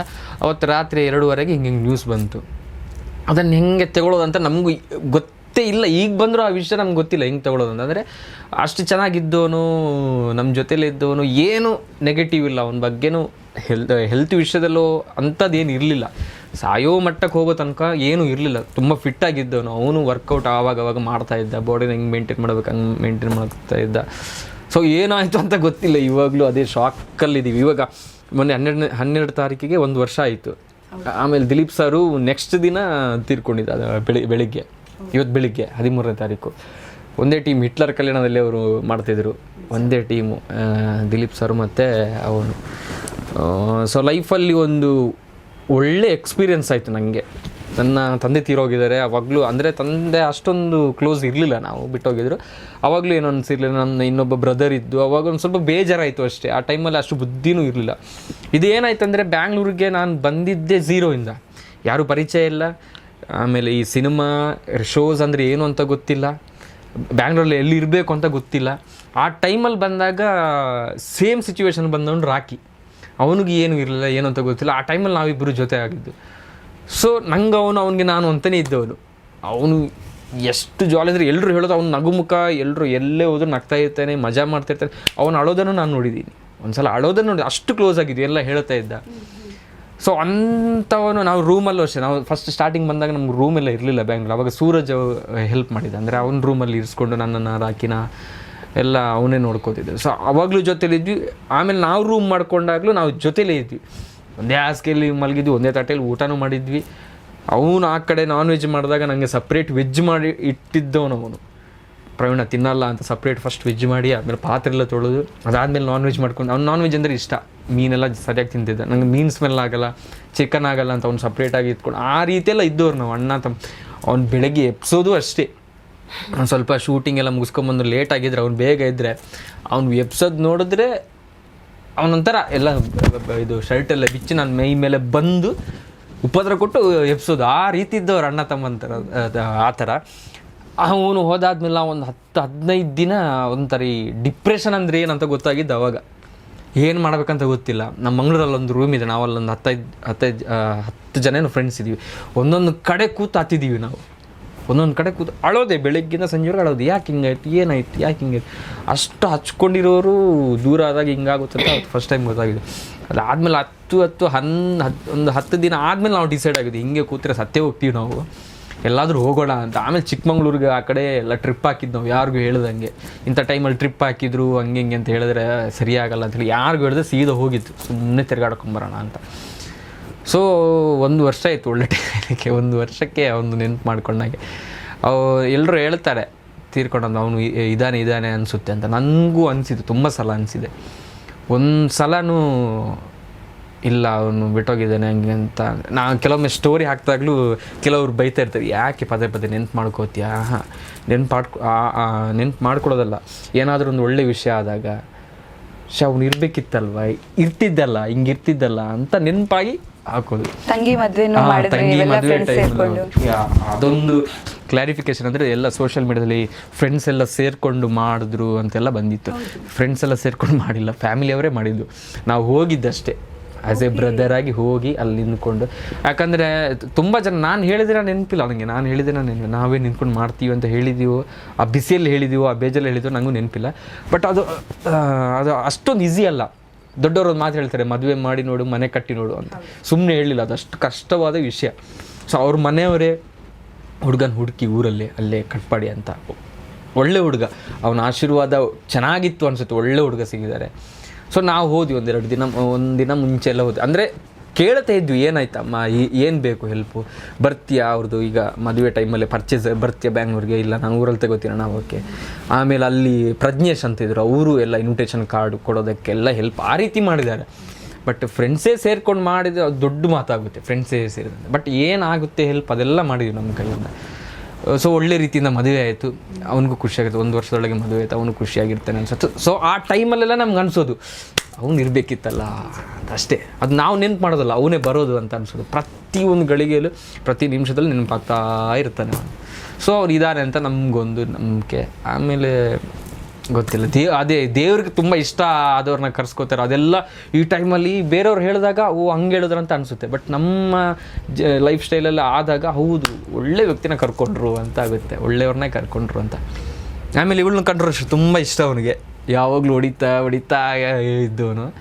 ಇವಳು ಅಂದರೆ ತುಂಬ, ಅವನು ಹುಡುಗಿರಂದ್ರೇ ಇಷ್ಟ. ಅವನಿಗೆ ಮಂಗಳೂರು, ಉಡುಪಿ, ಬ್ಯಾಂಗ್ಳೂರಲ್ಲಿ ಎಷ್ಟು ಜನ ಇದ್ದಾರೆ, ಯಾರಿಗಿರೋಕ್ಕೆ ಚಾನ್ಸ್ ಇಲ್ಲ. ರಕ್ಷಾಬಂಧನ ಟೈಮು ಎಷ್ಟು ರಾಖಿ ಅವನಿಗೆ, ಅವನ ಹೆಸರು ರಾಖಿ. ಅವ್ನ ತಂಗಿ ಅಂದರೆ ಅದ್ರ ಜೀವ ಕೊಡ್ತಾನೆ, ಅಷ್ಟು ಹುಡುಗಿರಂದ್ರೆ ಅಷ್ಟು. ಇವಳು ಅಷ್ಟೇ ತುಂಬ ಕನೆಕ್ಟ್ ಆಗೋಕ್ಕೆ ಕಾರಣ ಇವಳೇ, ರಾಖಿಗೆ ತುಂಬ ಇಷ್ಟ. ಆ ಟೈಮು 2:30 ರಾತ್ರಿಗೆ ಫೋನ್ ಬಂದಾಗ ನಾನು ಫೋನ್ ಹಿಂಗಿದ್ದು ತೆಗ್ದಿಸಿದ್ದೀನಿ, ಏನು ಹೇಳ್ತಾಯಿದ್ದೀರಾ ಅಂತ. ಅನ್ಎಕ್ಸ್ಪೆಕ್ಟೆಡ್. ಅದನ್ನು ಹೆಂಗೆ ಕೇಳ್ತೀರ, ರಾಖಿಗೆ ಹಾರ್ಟ್ ಅಟ್ಯಾಕ್ ಅಂತ. ಏನು ಹೇಳ್ತಿದ್ದೀರಾ, ರಾಖಿಗೆ ಹಾರ್ಟ್ ಅಟ್ಯಾಕ್ ಅದು ಹಾಗೆ ಅನ್ಸುತ್ತೆ ಅಲ್ವಾ. ಸಡನ್ ಹಿಂಗಿದ್ದವ್ರು ಹೀಗಿಲ್ಲ ಅಂದರೆ ಅದು ಹೇಗೆ ಅನ್ನೋ ಸಿಚುವೇಶನ್. ಬಟ್ ಎಸ್, ತುಂಬ ಎಮೋಷ್ನಲ್ ಆಗ್ತಿದ್ದೀರಾ. ನಾನು ಮಾತಾಡೋದಿಲ್ಲ. ನನಗೆ ಏನನ್ಸುತ್ತೆ ಅಂದರೆ, ಈಗ ಹಾರ್ಟ್ ಅಟ್ಯಾಕ್ ಈಗ ತುಂಬ ಆಗ್ತಿದೆ. ಪುನೀತ್ ರಾಜ್ಕುಮಾರ್ ಅವರಿಂದ ಹಿಡಿದು ಆಮೇಲೆ ಈಗ ನಾವು ಎಷ್ಟೋ ಕೇಸಸ್ ನೋಡ್ತಿದ್ದೀವಿ ನಮ್ಮ ಸುತ್ತಮುತ್ತ. ಬಟ್ ನಿಮ್ಗೆ ಅನ್ಸುತ್ತೆ ಇದ್ರ ಬಗ್ಗೆ ನಾಲೆಜ್ ಇಲ್ಲ ಜನರಿಗೆ. ಯಾವ ಥರದ ನಾಲೆಜ್ ಬೇಕು, ಹೇಗೆ ಜನರಿಗೆ ಇದ್ರ ಬಗ್ಗೆ ಗೊತ್ತಾದರೆ ಸ್ವಲ್ಪ ಒಳಿತು ಅಂತ ಅನ್ಸುತ್ತೆ. ಯಾಕಂದರೆ ಈಗ ನೋಡಿ, ಎಲ್ಲ ನಾವು ಕೇಸಸ್ ನೋಡ್ತಾ ಇದ್ವಿ, ಹಾರ್ಟ್ ಅಟ್ಯಾಕ್ ಆಯ್ತಂತೆ, ನಿನ್ನೆ ಹುಷಾರಿದ್ರಂತೆ, ಇವತ್ತಿಲ್ವಂತೆ ಅನ್ನೋದು ತುಂಬ ಕೇಸಸ್ ನೋಡ್ತಾ ಇದ್ವಿ. ಎಷ್ಟು ಕೇಸಸ್ ಅಂದರೆ ಪ್ರತಿ ದಿನನೂ ಒಂದೊಂದು ಈ ಥರ ಕೇಸ್ ಆಗ್ತಾ ಇದೆ. ಅದು ಹಾಸನದಲ್ಲಿ ಒಂದು ಟೈಮಲ್ಲಂತೂ ದಿನಕ್ಕೆ ಎಷ್ಟೋ ಆ ಥರ ಕೇಸಸ್ ಆಯಿತು. ಬಟ್ ನಿಮ್ಗೆ ಅನಿಸ್ತಿಲ್ವ ಇದ್ರ ಬಗ್ಗೆ ಜನರಿಗೆ ನಾಲೆಜ್ ಕಡಿಮೆ? ನಮಗೂ ಒಂದ್ಸಲ ಅನಿಸ್ತಿದೆ, ಈಗ ನಮಗೂ ಆ ಥರ ಆಗುತ್ತಾ ಅಂತ. ಆದರೆ ಹೋಗ್ತೀವ ನಾವು ಅಂತ ಮಾತ್ರ ಗೊತ್ತಿದೆ ಹೊರತು ಅದಕ್ಕೆ ಅದಕ್ಕೆ ಇದು ಮಾಡಬೇಕು ನಾವು ಅನ್ನೋದು ಯಾರಿಗೂ ಗೊತ್ತಿಲ್ಲ ಅಂತ ನನ್ಗನ್ಸುತ್ತೆ. ಅಥವಾ ಅದಕ್ಕೆ ಇಲ್ವಾ ಅನ್ನೋದು ಕೂಡ ಎಲ್ಲ ಕನ್ಫ್ಯೂಷನಲ್ಲಿದ್ದಾರೆ ಜನ ಅನ್ನೋದು ನಂಗೆ ಅನ್ಸೋ ಪ್ರಕಾರ. ನಾನು ದಿಲೀಪ್ ಸರ್ ಇದ್ದು ನ್ಯೂಸ್ ಬಂದಾಗ ಒಬ್ಬರು ಹೇಳಿದಾಗ ನಾನು ಹೇಳಿದೆ, ಹೌದಲ್ವಾ, ಇನ್ನು ಕೆಲಸ ಮಾಡೋದೇನಕ್ಕೆ, ದುಡ್ಡು ಮಾಡೋದೇನಕ್ಕೆ, ಏನೋ ಒಂದು ಕನಸಿರುತ್ತೆ, ಅದ್ರ ಹಿಂದೆ ಹೋಗ್ತಾ ಇರ್ತದೆ. ಅದೆಲ್ಲ ಏನಕ್ಕೆ, ಇವ್ನು 45 ವರ್ಷ ಎಂಡು ಅನಿಸುತ್ತೆ, 100 ವರ್ಷ ಎಲ್ಲ ಯಾರು ಬದುಕಲ್ಲ ಅನಿಸುತ್ತೆ ಅಂತ. ಇದು ಏನಾಗ್ತಿದೆ ಅಂದರೆ ನಂಗೆ ಫೀಲ್ ಆಗಿದ್ದು, ಇದು ಕಾಲ ಹೋದಂಗೆ ಜನ ಅಪ್ಡೇಟ್ ಆಗ್ತಿದ್ದಾರೆ. ಅದೇ ರೀತಿ ಆರೋಗ್ಯನೂ ಹೊರತೆ ಬೀಳ್ತಾ ಇದೆ, ತಿನ್ನೋ ಫುಡ್ಡಿಂದ, ರುಟೀನಿಂದ ಅಂತ ಅನಿಸುತ್ತೆ. ಇವಾಗ ನಮ್ಮದು ನೀವು ಹೇಳ್ದಂಗೆ ನನಗೂ ಭಯ ಆಯ್ತು. ಅವತ್ತು ರಾಖಿ ತೀರ್ಕೊಂಡು 1 ತಿಂಗಳು ನಂಗೆ ಎದೆ ನೋವು, ಏನಕ್ಕಂತ ಗೊತ್ತಿಲ್ಲ. ಸೊ ಅದು ಆ ಭಯದಿಂದ ಆಗಿರ್ಬೋದು. ಸೊ ರುಟೀನ್ ನಾವು ಇವಾಗ ಲೇಟ್ ನೈಟ್ ಮಲಗೋದು, ಫುಡ್ಡು, ಆಮೇಲೆ ಇವಾಗ ದಿಲೀಪ್ ಸರು ಅಷ್ಟೇ, ಅವರು ಒಳ್ಳೆ ವರ್ಕೌಟ್ ಎಲ್ಲ ಹೆಲ್ದಿ ಫುಡ್ ತಿಂತಿದ್ದವರು. ಸೊ ಆ ಥರ ಎಲ್ಲ ಇದ್ದಾಗ ಏನು ಅಂತ ಹೇಳೋದು. ಸೊ ಈ ಕಾಲ ಇನ್ ಜನ್ರೇಷನ್ ಹಿಂಗೇನಾ ಅಂತ ಅನ್ಸುತ್ತೆ, 45 ವರ್ಷ ಎಂಡ್ ಅನ್ಸುತ್ತೆ, ಆ ಥರ ಫೀಲ್ ಆಯ್ತು ನನಗೆ. ಓಕೆ, ಅಂದರೆ ಈಗ ನಿಮಗೆ ಇದ್ರ ಬಗ್ಗೆ ಎಷ್ಟು ನಾಲೆಜ್ ಇದೆ? ಈಗ ಕೆಲವ್ರು ಹೇಳ್ತಾರೆ ಯಾರತ್ತದು ಡಾಕ್ಟರ್ ಹತ್ರ ಯಾರಾದರೂ ಮಾತಾಡುವಾಗ ಅದು ಮೊದಲೇ ಕ್ಲೂ ಕೊಡುತ್ತೆ, ನಿಮಗೆ ಗೊತ್ತಾಗುತ್ತೆ ಅನ್ನೋದು ಕೆಲವ್ರು ಹೇಳ್ತಾರೆ. ಕೆಲವ್ರು ಹೇಳ್ತಾರೆ ಇಲ್ಲ ಅದು ಸಡನ್ ಆಗಿಬಿಡುತ್ತೆ ಅಂತ. ನಿಮಗೆ ಆ್ಯಕ್ಚುಲಿ ಇದ್ರ ಬಗ್ಗೆ ಎಷ್ಟು ನಾಲೆಜ್ ಇದೆ? ಅದು ಗೊತ್ತಾಗುತ್ತೆ ಅನ್ನೋದ್ರ ಬಗ್ಗೆ ಆಗಿರಲು, ಅದಕ್ಕೆ ಇರುವ ಟ್ರೀಟ್ಮೆಂಟ್ ಬಗ್ಗೆ ಆಗಿರಲಿ. ಕೆಲವ್ರು ಹೇಳ್ತಾರೆ 2 ಕೈ ಇಟ್ಕೊಂಡು ಪಂಪ್ ಮಾಡಿದ್ರೆ ಅದಕ್ಕೆ ಅಲ್ಲಿ ಅವ್ರು ಬದುಕೋ ಚಾನ್ಸಸ್ ಇರುತ್ತೆ. ಕೆಲವ್ರು ಹೇಳ್ತಾರೆ ಅರ್ಧ ಗಂಟೆಲಿ ಬದುಕೋ ಚಾನ್ಸಸ್ ಇರುತ್ತೆ. ಕೆಲವ್ರು ಹೇಳ್ತಾರೆ ಗೊತ್ತೇ ಆಗೋದಿಲ್ಲ, ಆವಾಗಲೇ ಇದಾಗುತ್ತೆ ಅಂತ. ಇಂಥದ್ದೆಲ್ಲ ರೂಮರ್ಸ್ ಮಾತ್ರ ಹರಡುತ್ತೆ ಅನ್ನೋದು ಹೊರತು ಇದಕ್ಕೆ ಪರ್ಟಿಕ್ಯುಲರ್ ಆಗಿ ಹೀಗೆ ಗೊತ್ತಾದಾಗಲೇ ಹೋಗಬೇಕು ಅನ್ನೋದಿಲ್ಲ. ಕೆಲವ್ರು ಹೇಳ್ತಾರೆ ಗ್ಯಾಸ್ಟ್ರಿಕ್ಕಿಂದ ಆಗುತ್ತೆ ಅಂತ. ನೋಡಿ, ನಿಮ್ಗೆ ಇದ್ರ ಬಗ್ಗೆ ಎಷ್ಟು ನಾಲೆಜ್ ಇದೆ? ಅಂದರೆ ಆ್ಯಸ್ ಅ ಒಂದು ಪರ್ಸನ್ ಆಗಿ ಇಷ್ಟು ಇದನ್ನು ನಿಮ್ಮ ಹತ್ರದಿಂದನೇ ನೋಡಿರೋದ್ರಿಂದ ನಿಮ್ಗೆ ಏನು ಗೊತ್ತಿದ್ರ ಬಗ್ಗೆ? ಅದ್ರ ಬಗ್ಗೆ ಅಷ್ಟೊಂದು ನಾಲೆಜ್ ಇಲ್ಲ, ಸುಮ್ಮನೆ ಹೇಳಬಾರ್ದು. ಲಾಸ್ಟ್ ಟೈಮ್ ರಾಕಿಗೆ ಆದಾಗಲೂ ನಾನು ಏನಾಯ್ತು ಅಂತಲೂ ಕೇಳಿಲ್ಲ. ಅಂದರೆ ಅದನ್ನು ಕೇಳುವಂಥ ಇದನ್ನು ಬೇಡ ಅಂತ, ಅದನ್ನು ಕೇಳಿ ಇನ್ನೇನು ಆಗಬೇಕು ಅಂತ. ಸೊ ಲಾಸ್ಟ್ ಟೈಮು ಆ ಒಂದು ಇನ್ಸಿಡೆಂಟ್ ಆಗೋವಾಗಲೂ ಅಷ್ಟೇ, ಡಾಕ್ಟ್ರ್ ತಿರುಗಿ ಹೇಳಿದ್ರಂತೆ ಬೇಗ ಕರ್ಕೊಂಬಂದಿದ್ರೆ ಆಗ್ತಿತ್ತೇನೋ ಅಂತ ಹೇಳಿದ್ರಂತೆ, ಅದು ಗೊತ್ತಿಲ್ಲ. ಅದಕ್ಕೆ ನಾನು ಹೆಂಗಾಯಿತು, ಅದಕ್ಕಿಂತ ಮುಂಚೆ ಏನಾಯಿತು, ಅದೇನೋ ಮೆಹಂದಿ ಫಂಕ್ಷನಲ್ಲಿ ಕುಣಿದ್ನ, ಅದೆಲ್ಲ ಏನು ಕೇಳಲಿಲ್ಲ, ಏನು ಮಾಡೋಕ್ಕಾಗುತ್ತೆ ಅಂತ. ಸೊ ಇದ್ರ ಬಗ್ಗೆನೂ, ಹಾರ್ಟ್ ಅಟ್ಯಾಕ್ ಬಗ್ಗೆನೂ ತುಂಬ ಕಡೆ ಆಗ್ತಿದೆ ಹೌದು, ಬಟ್ ಅಷ್ಟೊಂದು ನಾಲೆಜ್ ಇಲ್ಲ. ಏನಂತ ಇವಾಗ ಚೆನ್ನಾಗಿರೋರು ಹೋಗ್ತಿದ್ದಾರೆ ಅಂದಮೇಲೆ ಹೆಂಗಿದ್ರು. ಲಾಸ್ಟ್ ಟೈಮ್ ನಮ್ಮ ಕಾರ್ಕಳ ನಿಮ್ಗೆ ಗೊತ್ತಿರ್ಬೋದು, ಪಕ್ಕದಲ್ಲಿ ಹಾಸ್ಪಿಟಲು, ಇಲ್ಲಿ ಮನೆ, ಹಾರ್ಟ್ ಅಟ್ಯಾಕ್ ಆಯ್ತು, ಅಲ್ಲೇ ಸತ್ತೋದ, ಹಾಸ್ಪಿಟಲ್ಗೆ ಹೋಗೋಕ್ಕಾಗಿಲ್ಲ. ಆಯುಷ ಅಷ್ಟೇ ಅಂತ ಹೇಳ್ಬೋದು.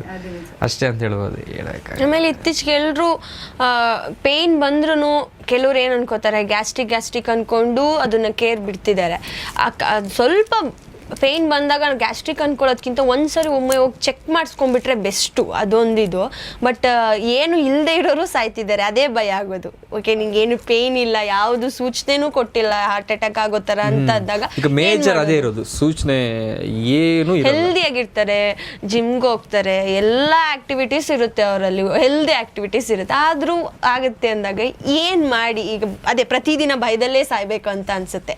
ಓಕೆ, ನಂಗೆ ಹಾರ್ಟ್ ಅಟ್ಯಾಕ್ ಆಗ್ಬೋದು, ಯಾವಾಗ ಏನು ಹೇಳೋಕ್ಕಾಗಲ್ಲ ಅಷ್ಟೇ. ಈಗ ಅದೊಂದು ಲೈಫ್ ನೋಡಿ ಎಷ್ಟು ಅನ್ಎಕ್ಸ್ಪೆಕ್ಟೆಡ್ ಅಂತ. ಇಂಥ ಕೇಸಸ್ ಎಲ್ಲ ಆದಾಗ ನಮಗೆ ಜಾಸ್ತಿ ಅದು ಅನಿಸ್ತಾ ಹೋಗುತ್ತೆ.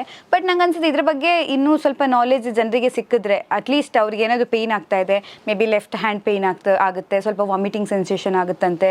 ನಮ್ಮ ಊರ್ ಕಡೆ ಎಲ್ಲ, ಸ್ವಲ್ಪ ಹಳ್ಳಿ ಕಡೆ ಎಲ್ಲ ಜನ ಏನ್ ಮಾಡ್ತಾರೆ, ಏನಾದ್ರೂ ಹಂಗೆ ಇದ್ದು ಬಿಡ್ತಾರೆ, ಗ್ಯಾಸ್ಟ್ರಿಕ್ ಟ್ಯಾಬ್ಲೆಟ್ ತಗೋತಾರೆ, ಬಿಸಿನೀರು ಕೊಡ್ತಾರೆ. ಇಲ್ಲ, ಅದು ಗ್ಯಾಸ್ಟ್ರಿಕ್ ಅಂತಾನೆ ಎಲ್ಲ ಆಲ್ಮೋಸ್ಟ್ ಅನ್ಕೊಳ್ಳೋದು, ಗ್ಯಾಸ್ಟ್ರಿಕ್ ಅಂತಾನೆ ಅನ್ಕೊಳ್ತಾರೆ. ಸ್ವಲ್ಪ ಏನಾದ್ರು ಪೇಯ್ನ್ ಬಂದು ಚೆಕ್ ಮಾಡೋದ್ರಲ್ಲಿ ಏನಿದೆ ಅಂತ. ಬಟ್ ಇವರೆಲ್ಲ ಚೆಕ್ ಮಾಡದೇ ಇಡ್ತಾರ, ಮಾಡಿರೋರೇ. ಅದೇ ಹೇಳ್ತಿರೋದು, ಎಲ್ಲ ಮಾಡ್ಸಿನೂ ಆಗುತ್ತೆ, ಮಾಡಿಸದೇ ಇದ್ರೂ ಆಗುತ್ತೆ. ಈಗ ಏನ್ ಮಾಡ್ಬೇಕು ಅನ್ನೋದು ಗೊತ್ತಿಲ್ಲ ಅಷ್ಟೇ. ಬಟ್ ಮುಂಚಿಂದ ಕೆಲಸ ಎಲ್ಲ ಅವ್ರನ್ನ ಸ್ವಲ್ಪ ಇಷ್ಟೊಂದು 100 ವರ್ಷ ಬದುಕುವಾಗ ಮಾಡುತ್ತೆ ಅಂತ. ಇವಾಗೇನು ಕೆಲಸ ನೋಡಿ, ಹಿಂಗೆ ಕೂತ್ಕೊಂಡು ಮಾತಾಡಿದ್ರೆ ಅದೇ ದೊಡ್ಡ ಕೆಲಸ ನಮಗೆ. ಆ ರೀತಿ ಆಗಿದೆ ರುಟೀನ್ ಎಲ್ಲ. ಸೊ ಅದರಿಂದನೇ ಆಗಿರ್ಬೋದು, ಹೇಳೋಕ್ಕಾಗಲ್ಲ. ಆಮೇಲೆ ಇನ್ನೊಂದು ಹೇಳ್ಬೇಕು ಅಂದ್ಕೊಂಡೆ, ರಾಕಿದ್ದು ಮದುವೆದು ಕೇಳಿದ್ರಿ ತಂಗಿದ, ನಾನು ಸ್ವಲ್ಪ ಫುಲ್ ಹೇಳ್ತೀನಿ ಹಾಕೋದು ರಾಕಿ. ಯಾಕಂದರೆ ಅರ್ಧಂಬರ್ಧ ಇದು. ಯಾಕಂದರೆ ಕೆಲವೊಬ್ರು ಯಾವ ಅಂದಾಜ್ ಮೇಲೆ ಹೇಳ್ತಾರೆ ಅಂತಾರೆ, ಧೀರಜ್ ಎಲ್ಲ ಇದ್ದಾರೆ, ಅವರೆಲ್ಲ ಇವಾಗಲೂ ಫೋಟೋಗ್ರಫಿ ಕೆಲಸ ಮಾಡೋದು. ಸೊ ಅವ್ರ ಮದುವೆದ್ದೆಲ್ಲ ಅವರೇ ನೋಡ್ಕೊಂಡಿದ್ದು. ಸೊ ಆ ರೀತಿಯೂ ಹೆಲ್ಪ್ ಮಾಡಿದ್ದಾರೆ. ಬಟ್ ಅವರೇ ನಿಂತು ಮದುವೆ ಮಾಡಿಸಿದ್ದಾರೆ ಅನ್ನೋದು ತಪ್ಪಾಗುತ್ತೆ ಅಂತ ನನ್ನೊಂದು, ಅದಕ್ಕೆ ಕ್ಲಿಯರ್. ನೀವು ಜೊತೆಗೆ ಅವರು ಅನ್ನೋದೇ ಇದು. ಹಾಂ, ಹೌದು.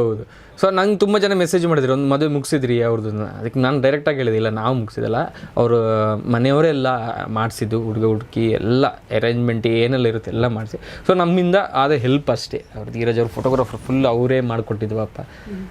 ಅಂದರೆ ಯಾವುದು ಅಪೇಕ್ಷೆ ಇಲ್ಲದೆ. ಅದು ರಾಕಿ ಫಸ್ಟ್ ಹೇಳಿದ್ದಂತೆ, ನನ್ನ ತಂಗಿದೊಂದು ಒಳ್ಳೆ ಇದ್ರಲ್ಲಿ ಮಾಡಿಕೊಡ್ಬೇಕು, ಅವಾಗ ಹೆಂಗಿರುತ್ತೋ ಪರಿಸ್ಥಿತಿ ಗೊತ್ತಿಲ್ಲ, ಬಟ್ ನೀನೇ ಮಾಡಿಕೊಡ್ಬೇಕು ಅಂತ ಹೇಳಿದ್ದದು. ಅದನ್ನು ಅವನು ಮೊನ್ನೆ ಅನೀಶ್ ಅಣ್ಣನ ಮದುವೆ, ಅವಾಗ ಅವ್ರ ತಂದೆ ಹೇಳೋದು, ಯಾರು ಕೋಟ್ಯಪ್ಪ ಅಂತ ಅವ್ರ ತಂದೆ ಇದ್ದಾರೆ, ನಿಮ್ಗೆ ಗೊತ್ತಿರ್ಬೋದು. ಅವ್ರು ಬಂದು ಹೇಳೋದು, ರಾಕ್ ಹಿಂಗೆ ಹೇಳಿದ್ದೆ ಪ್ರವೀಣ, ಇವ್ರದ್ದು ಮೆಹಂದಿ ಫಂಕ್ಷನ್ಗೆ ನಾನು ದುಡ್ಡು ಹಾಕ್ತೀನಿ ಅಂತ.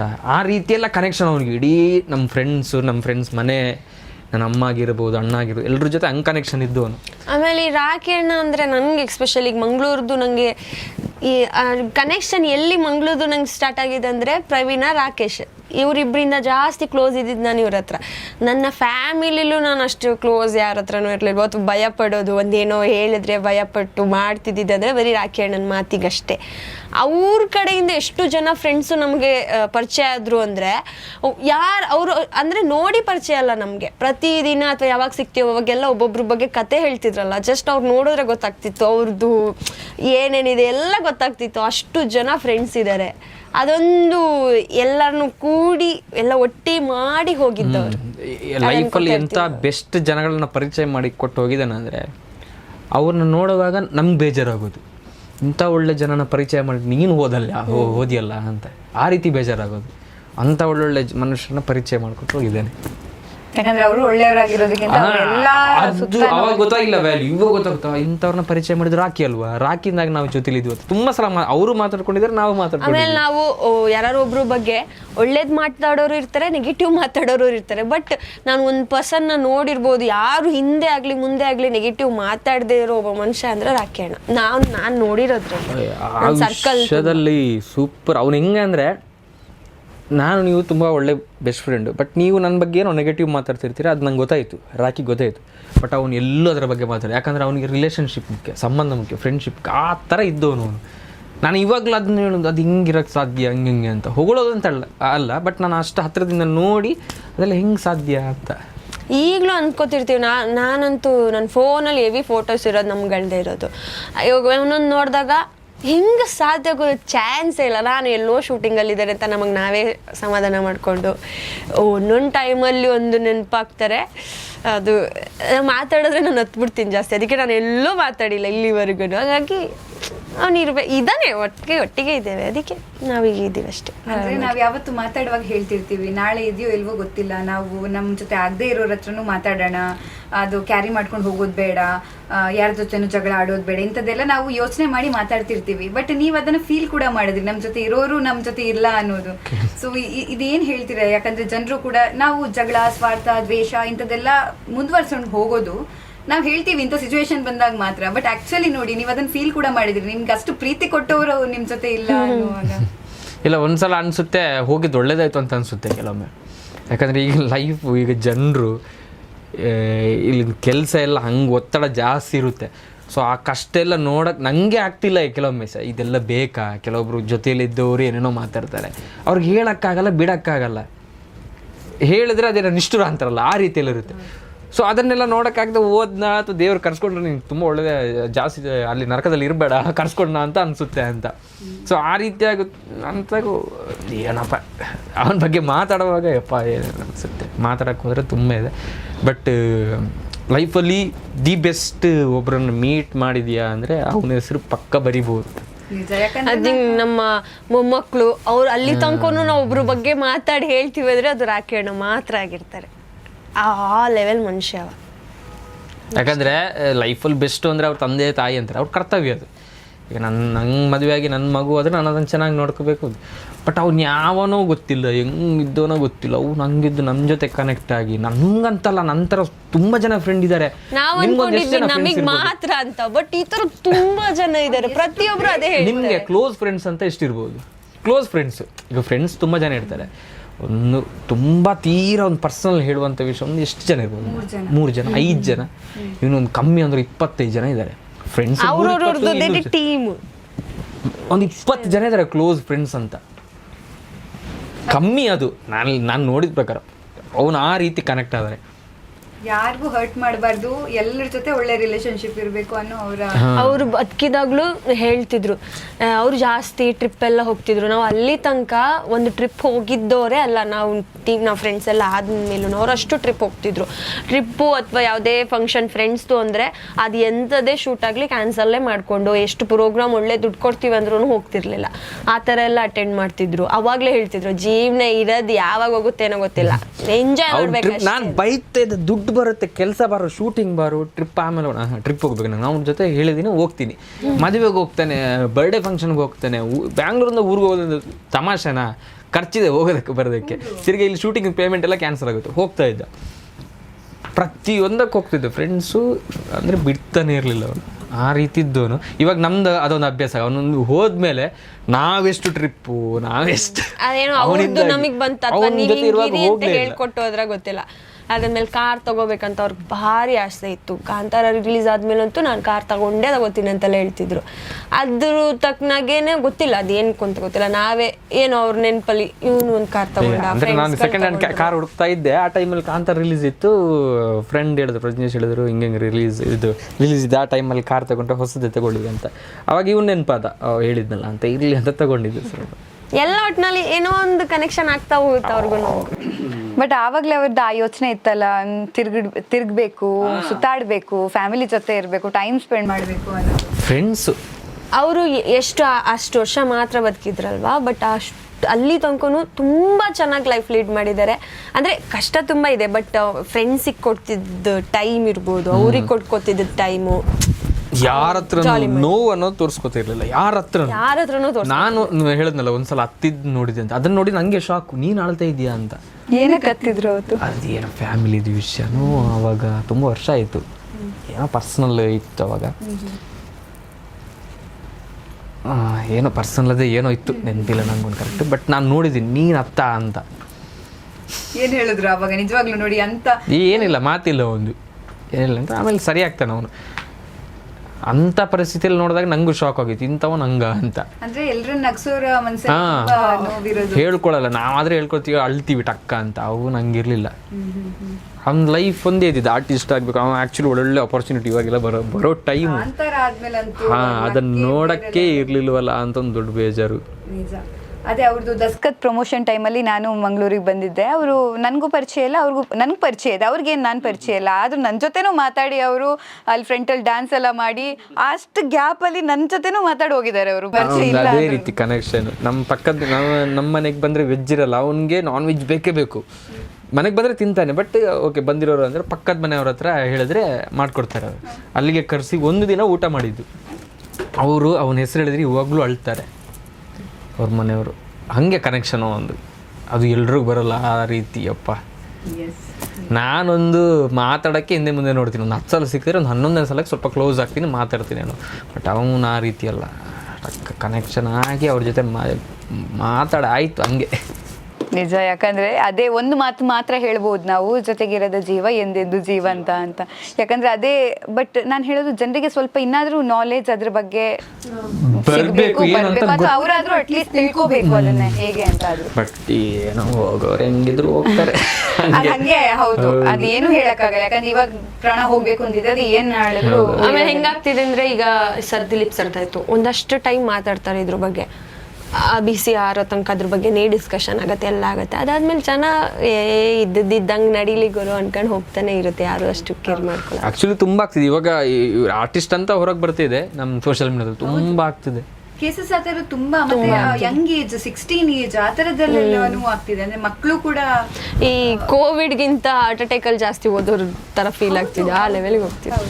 ಬಟ್ ಅದಕ್ಕೆ ರೀಸನ್ ತುಂಬಾನೇ ಇರ್ಬೋದು. ಬಟ್ ಜನ ಸ್ವಲ್ಪ ಅದ್ರ ಬಗ್ಗೆ ತಿಳ್ಕೊಂಡು, ಅದು ಏನು ಹೇಳಕ್ಕಾಗಲ್ಲ, ಬಟ್ ಅವ್ರು ಅಟ್ಲೀಸ್ಟ್ ಅದ್ರ ಬಗ್ಗೆ ನಾಲೆಜ್ ಆಗಿ ಏನೋ ಸ್ವಲ್ಪ ನೋವು ಆಗ್ತಿದೆ ಅಂದ್ರೆ ಅವ್ರು ಸ್ವಲ್ಪ ನೋಡ್ಕೋಬೇಕು ಅನ್ನೋದು. ಖಂಡಿತ. ನಂಗೆ ಭಯ ಆಗ್ತಿದೆ ಈಗ. ಯಾವಾಗ ಮದ್ವೆ? ನಂದು ನೆಕ್ಸ್ಟ್ ಇಯರ್ ಈ ವರ್ಷ ಆಗ್ಬೇಕು ಅಂತಿದ್ದೆ. ಒಂದು ಸ್ವಲ್ಪ ಹುಡುಗರದ್ದು ಕಮಿಟ್ಮೆಂಟ್ ಎಲ್ಲ ಗೊತ್ತಲ್ಲ, ಏನ್ ಕಮಿಟ್ಮೆಂಟ್ ಇರುತ್ತೆ ಹುಡುಗರಿಗೆ? ಏನ್ ಮನೆ ನೋಡ್ಕೋಬೇಕು, ಮನೆ ಏನ್ ನೋಡ್ಕೊಳ್ಳೋದು, ನನ್ನ ಅಣ್ಣನ ಮದುವೆ ಆಗ್ಬೇಕು, ಅದೊಂದು ಸಿಕ್ಬಿಡುತ್ತೆ. ಇಲ್ಲ ನಿಜ, ನಾನು ಅಣ್ಣನ್ಗೆ ಹುಡುಕ್ತಾ ಇದೀವಿ ಮನೇಲಿ. ಅಂದ್ರೆ ಅವ್ರಿಗಾದ್ರೆ ನಾನು ಬೇಗ, ನಂಗೇನಾದ್ರೂ ಮುಜುಗರ ಇಲ್ಲ, ನಾನು ಬೇಗ ಮದುವೆ ಆಗ್ಬೇಕು. 29 years ಅಲ್ಲಿ ಆಗ್ಬೇಕು ಅಂತಿದ್ದೆ ನಾನು. ಬಟ್ ಮನೆ ಒಂದು ಸ್ವಲ್ಪ ಕೆಲಸ ಎಲ್ಲ ನಡಿಬೇಕು ಅಂತ ಆಸೆ ಇದೆ. ಅದಾದ್ಮೇಲೆ ಅಫ್ಕೋರ್ಸ್ ನಮ್ಮ ಕಡೆ ಬಂದ್ರೆ ದೊಡ್ಡವ್ರ ಮದುವೆ ಆಗ್ಬೇಕು, ತಂಗಿದ್ರೆ ತಂಗಿ ಮದುವೆ, ಒಂದು ಅಣ್ಣ ಇದಾರೆ ಅವ್ರಿಗೆ ಮದುವೆ ಮಾಡಿ ನೀವು ಟಕ್ ಅಂತ ಆಗೋದು. ಯಾರಾದ್ರೂ ಹುಡುಗಿದ್ರೆ ಹೇಳಿ ಬೇಗ, ಯಾರಾದ್ರೂ ಹುಡುಗಿದ್ರೆ ಹೇಳಿ. ದೀಪಿಕಾ ಯಾವಾಗ ಮದುವೆ? ನಂದಿನೊಂದೂವರೆ ಅಥವಾ 2. 1.5 2 ಇದೇನು 1.5 2? 1.5 ಒಂಚೂರು ಯೋಚನೆ ಮಾಡಕ್ ಶುರು ಆಗಿ ಆಗ 2ನೇ ವರ್ಷಕ್ಕೆ ಆಗುತ್ತಾ ಅಂತ. ಹೇಗೂ ನಿಮ್ ಗ್ಯಾಂಗ್ ಅಲ್ಲಿ ಈಗ ಮದ್ವೆ ಆಗಕ್ ಸ್ಟಾರ್ಟ್ ಆಗಿದ್ದಾರೆ. ಅನೀಶ್ ತುಂಬಾ ಜನ ಕೇಳ್ತಿದ್ದಾರೆ, ನೀವ್ ಯಾವಾಗ ಆಗ್ತೀರಾ ಯಾವಾಗ ಆಗ್ತೀರಾ? ನಾವಿಬ್ರು ಯಾಕೆ ಆಗ್ಬೇಕು? ಆಗೋದಿಲ್ಲ. ಆಗಲ್ವಾ? ಬೇರೆ ನಿಮ್ಮ ಟೀಮ್ ಎಲ್ಲ ಆದ್ಮೇಲೆ ಬೆಸ್ಟ್ ಫ್ರೆಂಡ್ಸು. ಆದ್ರೆ ಪಾಪ ಜನ ಅವ್ರಿಗೊಂದು ಆಸೆ, ಕೆಲವರಿಗೆ ಎಲ್ರಿಗೂ ಅಂತ ಹೇಳ್ಕೊಬೇಕು. ನಾನು ಅವ್ರಿಗೆ ಬೈಯೋದು ನಿಮ್ಗೆ ಬೇರೆ ಹುಡುಗಿಯೇ ಸಿಕ್ಕಲ್ವ ಇವಳನ್ನೇ ಯಾಕೆ ಹೇಳೋದು ಅಂತ. ಅವರು ಅಷ್ಟೇ ಅನ್ಕೋತಾರೆ ದೀಪಿಕನ್ ಬೇರೆ ಹುಡುಗನೇ ಕ್ಲೋಸ್ ಫ್ರೆಂಡ್ ಅಂತ. ಅದೇ ಕೆಲವು ಅವರು ಅನ್ಕೋತಿರ್ತಾರೆ ದೀಪಿಕನ್ ಬೇರೆ ಹುಡುಗನೇ ಸಿಕ್ಲಿಲ್ವಾ ಅಂತ.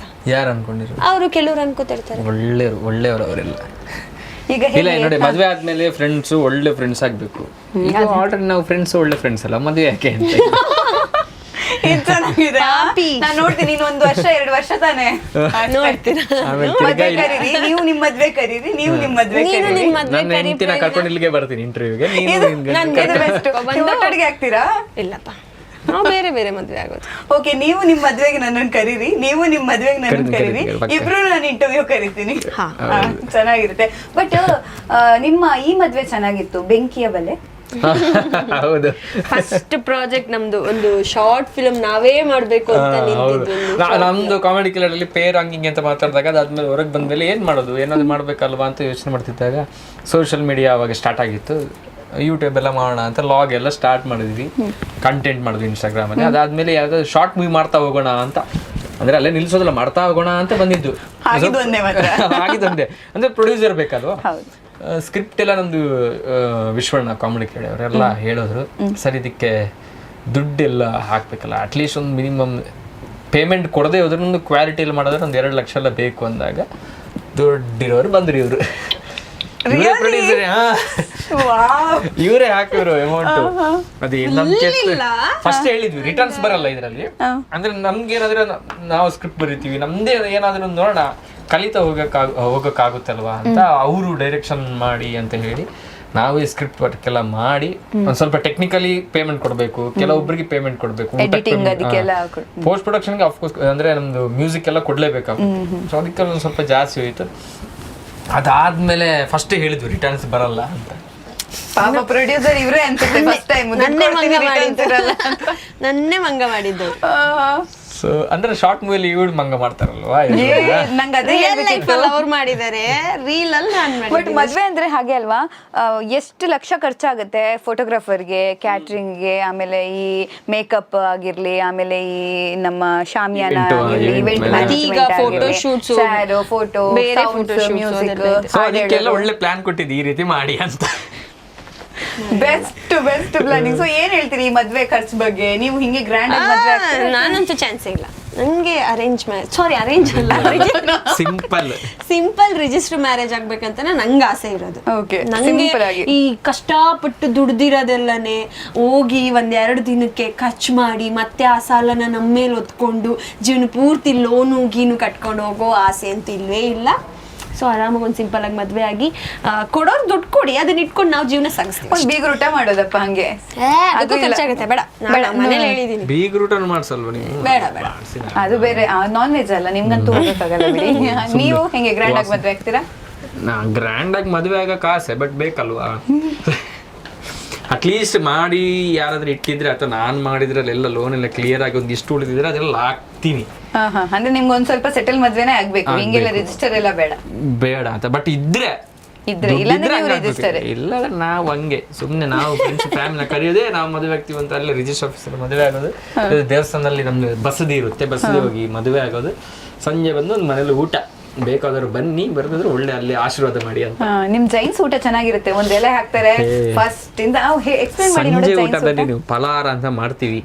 ಫಸ್ಟ್ ಒಂದು ಉಪ್ಪಿನಕಾಯಿ, ಅದಾದ್ಮೇಲೆ ಇಡ್ಲಿಗೆ ಒಂದು ಸಾಂಬಾರು, ಆಮೇಲೆ ಅದ್ರ ಜೊತೆ ಒಂದು ಕೇಸರಿ ಬಾತ್, ಈ ಕುಂಬಳಕಾಯಿ ಇದೆಲ್ಲ ಮಾಡ್ತಾರೆ ನಮ್ದು ಹಲ್ವಾ, ನೆಕ್ಸ್ಟ್ ಲೆವೆಲ್ ಇರುತ್ತೆ.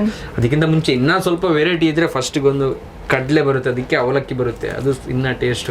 ಅದಾದ್ಮೇಲೆ ಒಂದು ಅಂಬಲೆ ಬರುತ್ತೆ, ಬಿಸಿ ಬಿಸಿ ಕಾಫಿ ಬರುತ್ತೆ, ಅದಾದ್ಮೇಲೆ ಶೇವಿಗೆ ಬರುತ್ತೆ, ಶೇವಿಗೆ ಒಂದು ಹಾಲು ಬರುತ್ತೆ. ಯಾವುದು? ಕಡ್ಲೆ ಬಜ್ಜಿ.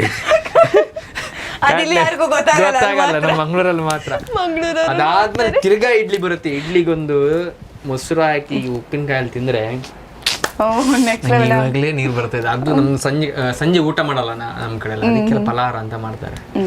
ಒಳ್ಳೆ ಊಟ. ಹೋಳಿಗೆ ಬರುತ್ತೆ, ಹೋಳಿಗೆ ತುಪ್ಪ ಹಾಕಿ ರಸಾಯನ ಹಾಕಿ, ತುಪ್ಪ ಇಲ್ಲದ್ರೆ ರಸಾಯನ.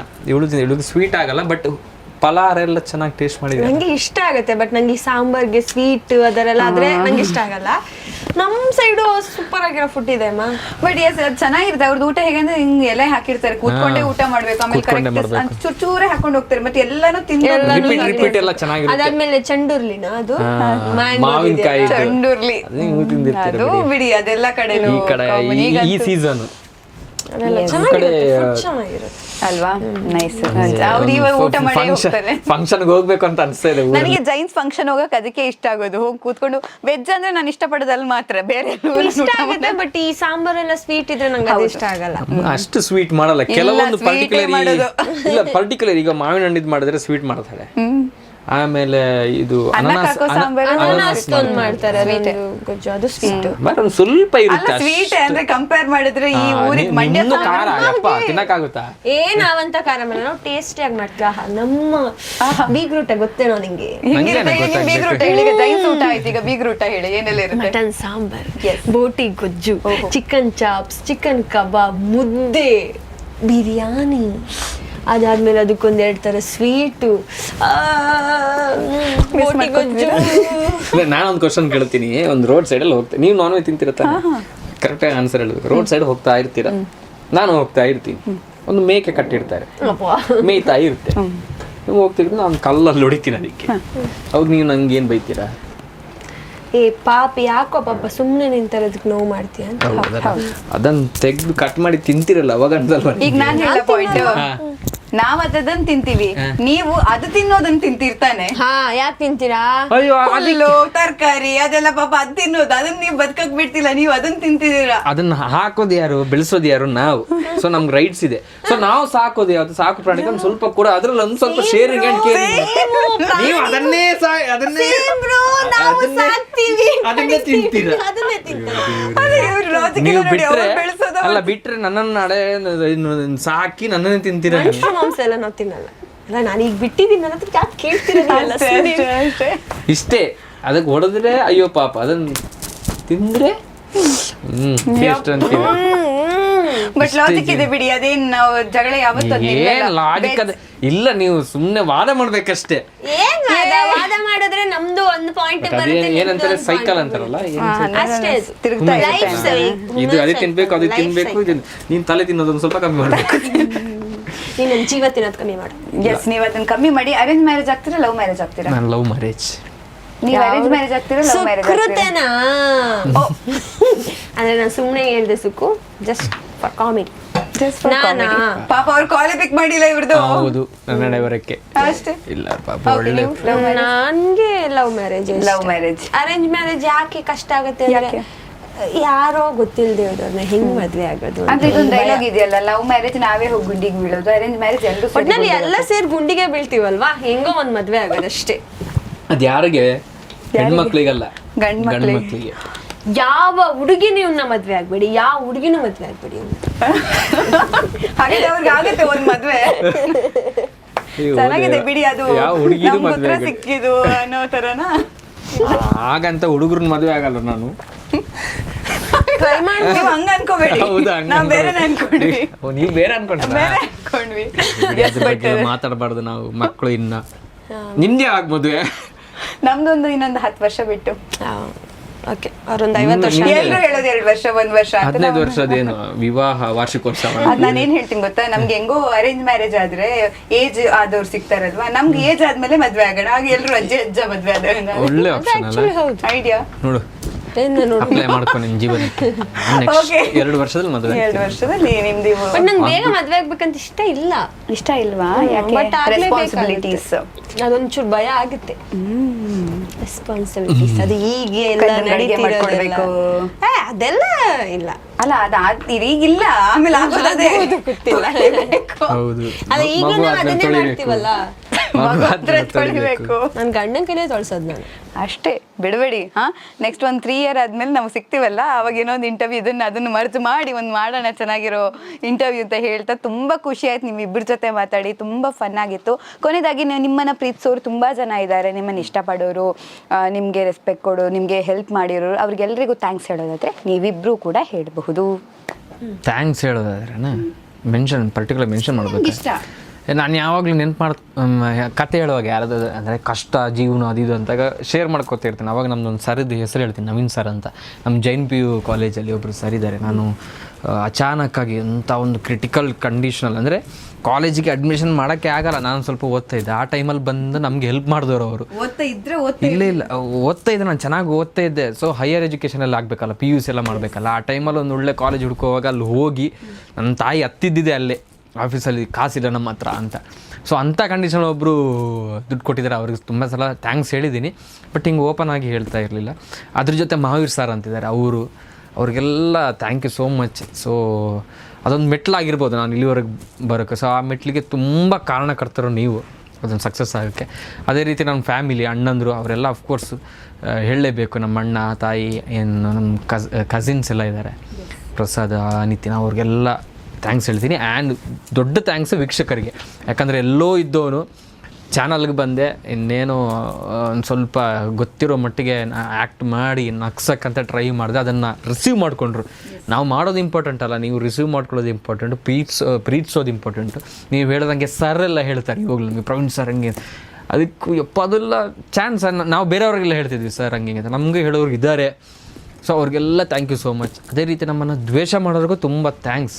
ನನ್ನಲ್ಲಿ ನೆಗೆಟಿವ್ ಇರೋದ್ರಿಂದ ದ್ವೇಷ ಮಾಡ್ತಿದ್ದಾರೆ. ಸೊ ನೆಗೆಟಿವ್ ಏನಂತ ಗೊತ್ತಾಗಲಿ ಅಂತ ನಾನು ಆಸೆ ಪಡ್ತೀನಿ. ಸೊ ಎಲ್ರಿಗೂ ಥ್ಯಾಂಕ್ ಯು ಸೋ ಮಚ್. ಅದೇ ರೀತಿ ನಿಮಗೂ ಥ್ಯಾಂಕ್ಸ್, ನಮ್ಮನ್ನು ಕರೆಸಿ. ನಾವು ಏನೂ ಅಲ್ಲ, ಇಂಟರ್ವ್ಯೂ ಕೊಡೋಕ್ಕೆ ನಾವು ತುಂಬ ಜನ ಕರೀತಾರೆ. ನಾವು ಹಿಂದೆ ಮುಂದೆ ಯೋಚನೆ ಮಾಡೋದು, ಏನು ಮಾತಾಡೋದಲ್ಲಿ ಹೋಗಿ ಏನು ಮಾತಾಡೋದು. ಸರಿ, ಏನಾದರೂ ನೀನು ಪ್ರಾಜೆಕ್ಟ್ ಮಾಡ್ತಿದ್ಯಾ, ಒಂದು ದೊಡ್ಡ ಮಟ್ಟದಲ್ಲಿ ಮಾಡ್ತಿದ್ಯಾ, ಓಕೆ ಮಾತಾಡು, ಅದೇ ಮಾತಾಡಿ. ಅದಕ್ಕೆ ನಾವು ಜಾಸ್ತಿ ಎಲ್ಲೂ ಇಂಟರ್ವ್ಯೂ ಕೊಡ್ತಿರ್ಲಿಲ್ಲ. ಏನು ಮಾತಾಡೋದು, ಏನು ಮಾಡಿದೀವಿ ಅಂತ ಮಾತಾಡೋದು ಅಂತ. ಬಟ್ ಇವತ್ತಿನ ಇಂಟರ್ವ್ಯೂ ತುಂಬಾ ಡಿಫ್ರೆಂಟ್ ಆಗಿ ಹೋಗಿಲ್ವಾ? ತುಂಬಾ ಚೆನ್ನಾಗಿ. ನಾವು ಬರುವಾಗ ಮಾತಾಡೋ ಏನು ಕೇಳ್ತಾರೆ, ಇದೇ ಕೇಳ್ತಾರ, ಲವ್ ಏನು ಮಾಡಿದಿರಿ, ಸಾಧನೆ ಹೆಂಗೆ ಬಂದಿರಿ, ಕಾಮಿಡಿ ಅದೇ ಬಂದಿರೋದೇ ನಮ್ದೊಂದು ಕರ್ತವ್ಯ. ನಾವೇನೋ ಒಂದು ಕೆಲಸಕ್ಕೆ, ಈಗ ನಾವು IT-BT ಕಂಪ್ನಿಗೆ ಹೋಗ್ಬೇಕಾದ್ರೆ ಇಂಟರ್ವ್ಯೂ ಕೊಡ್ಬೇಕಿತ್ತ. ಸೊ ಅದೇ ರೀತಿ ಇಲ್ಲಿ ಆಡಿಷನ್ ಕೊಟ್ಟು ಅದರಲ್ಲಿ ಏನು ಹೇಳಕ್ಕಿದೆ ಅಂತ ಹೇಳ್ತಿದ್ವಿ. ಬಟ್ ಇದೊಂದು ಸ್ವಲ್ಪ ರಿಲ್ಯಾಕ್ಸ್ ಆಯಿತು. Thank you. ಹೇಳಿ ದೀಪಿಕಾ ಮೇಡಮ್. ನಾನು ಥ್ಯಾಂಕ್ ಯು ಹೇಳಬೇಕಂದ್ರೆ, ನನಗೆ ಫಸ್ಟು ನಾನೀಗ ಹೈಸ್ಕೂಲಲ್ಲಿದ್ದಾಗ ನಾನು ಜಸ್ಟ್ ಆ್ಯಕ್ಟಿಂಗು ಸ್ಕೂಲ್ ಡೇಗೆಲ್ಲ ಮಾಡ್ತಿದ್ದೆ. ಬಟ್ ಆ ಟೈಮಲ್ಲಿ ನಮ್ಮನೆ ಪಕ್ಕ ಶೇಖರಣ್ಣ ಅಂತ ಇದ್ದರು. ಸೊ ಇದು ಯಾವಾಗ ಕಾಮಿಡಿ ಕಿಲಾಡಿ ಶುರು ಆಯಿತು, ಸೊ ಒಂದು ಆಡಿಷನ್ ಕೊಡಬೇಕು ಅಂದರೆ ನಾನು ಒಬ್ಬಳೇ ಬರೋಕ್ಕೆ ಚಾನ್ಸೇ ಇರ್ತಿರ್ಲಿಲ್ಲ. ಸೊ ಅವ್ರು ನನ್ನ ಜೊತೆ ನಿಂತ್ಕೊಂಡು ಮಂಡ್ಯದಲ್ಲಿ ಫಸ್ಟ್ ಆಡಿಷನ್ ಆಯಿತು, ಮಂಡ್ಯಕ್ಕೆ ಬಂದರು. ಸೀಸನ್ 2 ಅಲ್ಲಿ ಮಂಡ್ಯಕ್ಕೆಲ್ಲ ಬಂದು, ಮಂಡ್ಯದಿಂದ ಮತ್ತೆ ಸೆಲೆಕ್ಟ್ ಆದಾಗ ಬ್ಯಾಂಗ್ಳೂರಿಗೆಲ್ಲ ಬಂದು. So second season full final ತನಕ ಆಡಿಷನ್ ಕೊಡೋ ತನಕ ಅವ್ರು ನನ್ನ ಜೊತೆ ಬಂದು ನನ್ನ ಕೇರ್ ಟೇಕ್ ಮಾಡಿ ಆಗ ತುಂಬ ಸಪೋರ್ಟ್ ಮಾಡಿದರು. ಸೊ ಮೇಯ್ನ್ಲಿ ಫಸ್ಟ್ ನಾನು ಏನಂದರೆ ಒಂದು ಧೈರ್ಯ ಮಾಡಿ ಇಂಡಸ್ಟ್ರಿಗೆ ಕಾಲಿಡಬೇಕು ಅನ್ನೋದಕ್ಕೆ ಕಾರಣನೇ ಅವರು. ಸ್ಟಾರ್ಟಿಂಗಿಂದ ಒಂದು ಏನು ಸಪೋರ್ಟ್ ಅಂತ ಹೇಳ್ತೀವಲ್ಲ ಆ ಥರ. ಅದಾದಮೇಲೆ ನನ್ನ ಫ್ಯಾಮಿಲಿ ಏನಿದೆ, ಯಾರೂ ನಿಂಗೆ ಹೋಗಬೇಡ, ಒಬ್ಳು ಹೆಣ್ಮಗು ಅಲ್ಲೆಲ್ಲ ಇದಾಗುತ್ತೆ ಅದು ಏನು ಹೇಳಿದೆ, ನಾನೊಂಥರ ಗಂಡು ಹುಡುಗನ ಥರನೇ ಇದೆ. ಸೊ ಎಲ್ಲದಕ್ಕೂ ಸಪೋರ್ಟ್ ಮಾಡ್ಕೊಂಡು ಬಂದರು. ಎಸ್ಪೆಷಲಿ ನಮ್ಮ ಮಮ್ಮಿ ಜಾಸ್ತಿ ತುಂಬ ಕಷ್ಟಪಟ್ಟು ಬೆಳೆಸಿದ್ರು. ಸೊ ನನ್ನ ಇಷ್ಟ ಬಂದಂಗೆ ಬಿಟ್ಟು ನೀನೇನೋ ಒಂದು ಮಾಡ್ತೀಯ ಅಂತ ಮಾಡಿ ಕಳ್ಸೋದಕ್ಕೆ ಕಾರಣ ನನ್ನ ಮಮ್ಮಿ. ಅವರೆಲ್ರಿಗೂ ಥ್ಯಾಂಕ್ಸು. ಮತ್ತು ನನ್ನ ಫ್ರೆಂಡ್ಸ್ ಆ್ಯಂಡ್ ಫ್ಯಾಮಿಲಿ ಎಲ್ಲ ಥರದಲ್ಲೂ ಸಪೋರ್ಟ್ ಮಾಡಿದ್ದಾರೆ. ಯಾವಾಗಲೂ ಒಂದೊಂದು ಟೈಮಲ್ಲಿ ಸಣ್ಣದಾಗಿ ಸಪೋರ್ಟ್ ಮಾಡಿದ್ರು ಅಷ್ಟೇ, ದೊಡ್ಡದಾಗಿ ಸಪೋರ್ಟ್ ಮಾಡಿದ್ರು ಅಷ್ಟೇ, ಎಲ್ಲದಕ್ಕೂ ಆಗಿದ್ದಾರೆ. ಸೊ ಅವರೆಲ್ಲರಿಗೂ ಥ್ಯಾಂಕ್ ಯು ಸೋ ಮಚ್. ಹಾಗೆ ಯಾರೆಲ್ಲ ನನ್ನನ್ನು ಏನೋ ಒಂದು ದೀಪಿಕನು ಚೂರಾತ್ರ ಆ್ಯಕ್ಟ್ ಮಾಡ್ತಾಳೆ ಅಂತ ಕೆಲವರಿಗೆ ಇಷ್ಟಪಡ್ತಾರೆ, ಸೊ ಅವ್ರಿಗೆಲ್ರಿಗೂ ಥ್ಯಾಂಕ್ ಯು ಸೋ ಮಚ್. ಹಾಗೆ ಇವನು ಹೇಳ್ದಂಗೆ ಯಾರಾದರೂ ನಮ್ಮನ್ನು ಬೈಕೊಳ್ಳೋರಿದ್ರೆ ಅಥವಾ ದ್ವೇಷಿಸೋರಿದ್ರೆ ಅವ್ರಿಗೂ ಥ್ಯಾಂಕ್ ಯು. ಇನ್ನೂ ಜಾಸ್ತಿ ದ್ವೇಷಿಸಿ. Thank you. ನಿಜ ತುಂಬ ಖುಷಿ ಆಯಿತು. ಇಬ್ಬರಿಗೂ ಥ್ಯಾಂಕ್ ಯು ಸೋ ಮಚ್. ಹೀಗೆ ಒಳ್ಳೊಳ್ಳೆ ಪ್ರಾಜೆಕ್ಟ್ ಮೂಲಕ ನೆಕ್ಸ್ಟ್ ನಿಮ್ಮ ದೊಡ್ಡ ದೊಡ್ಡ ಪ್ರೆಸ್ ಮೀಟಿಂಗ್ ನಾನು ಬರೋ ಹಾಗಾಗಲಿ. ಅದಕ್ಕೆ ಆಲ್ ದ ಬೆಸ್ಟ್ ನಿಮಗೆ. ಇನ್ನೂ ಚೆನ್ನಾಗಾಗಲಿ ನಿಮ್ಮ ಮೂವಿ ಲೈಫ್ ಆಗಿರಲಿ, ನಿಮ್ಮ ಕಿರುತೆರೆ ಹಿರಿತೆರೆ, ನಿಮ್ಗೆ ಯಾವುದೆಲ್ಲ ಕಲಾ ಸೇವೆ ಮಾಡಬೇಕು ಅನ್ನುವಂಥ ಆಸೆ ಇದೆಯಾ ಅದೆಲ್ಲವೂ ಕೂಡ ನೆರವೇರಲಿ ಅನ್ನುವಂಥ ಆಶಯವನ್ನು ಹೇಳ್ತಾ, ನಿಮಗೂ ಕೂಡ ಈ ಇಂಟರ್ವ್ಯೂ ಇಷ್ಟ ಆದರೆ ಲೈಕ್ ಮಾಡಿ, ಶೇರ್ ಮಾಡಿ, ಕಮೆಂಟ್ ಮಾಡಿ. Thank you. Thank you.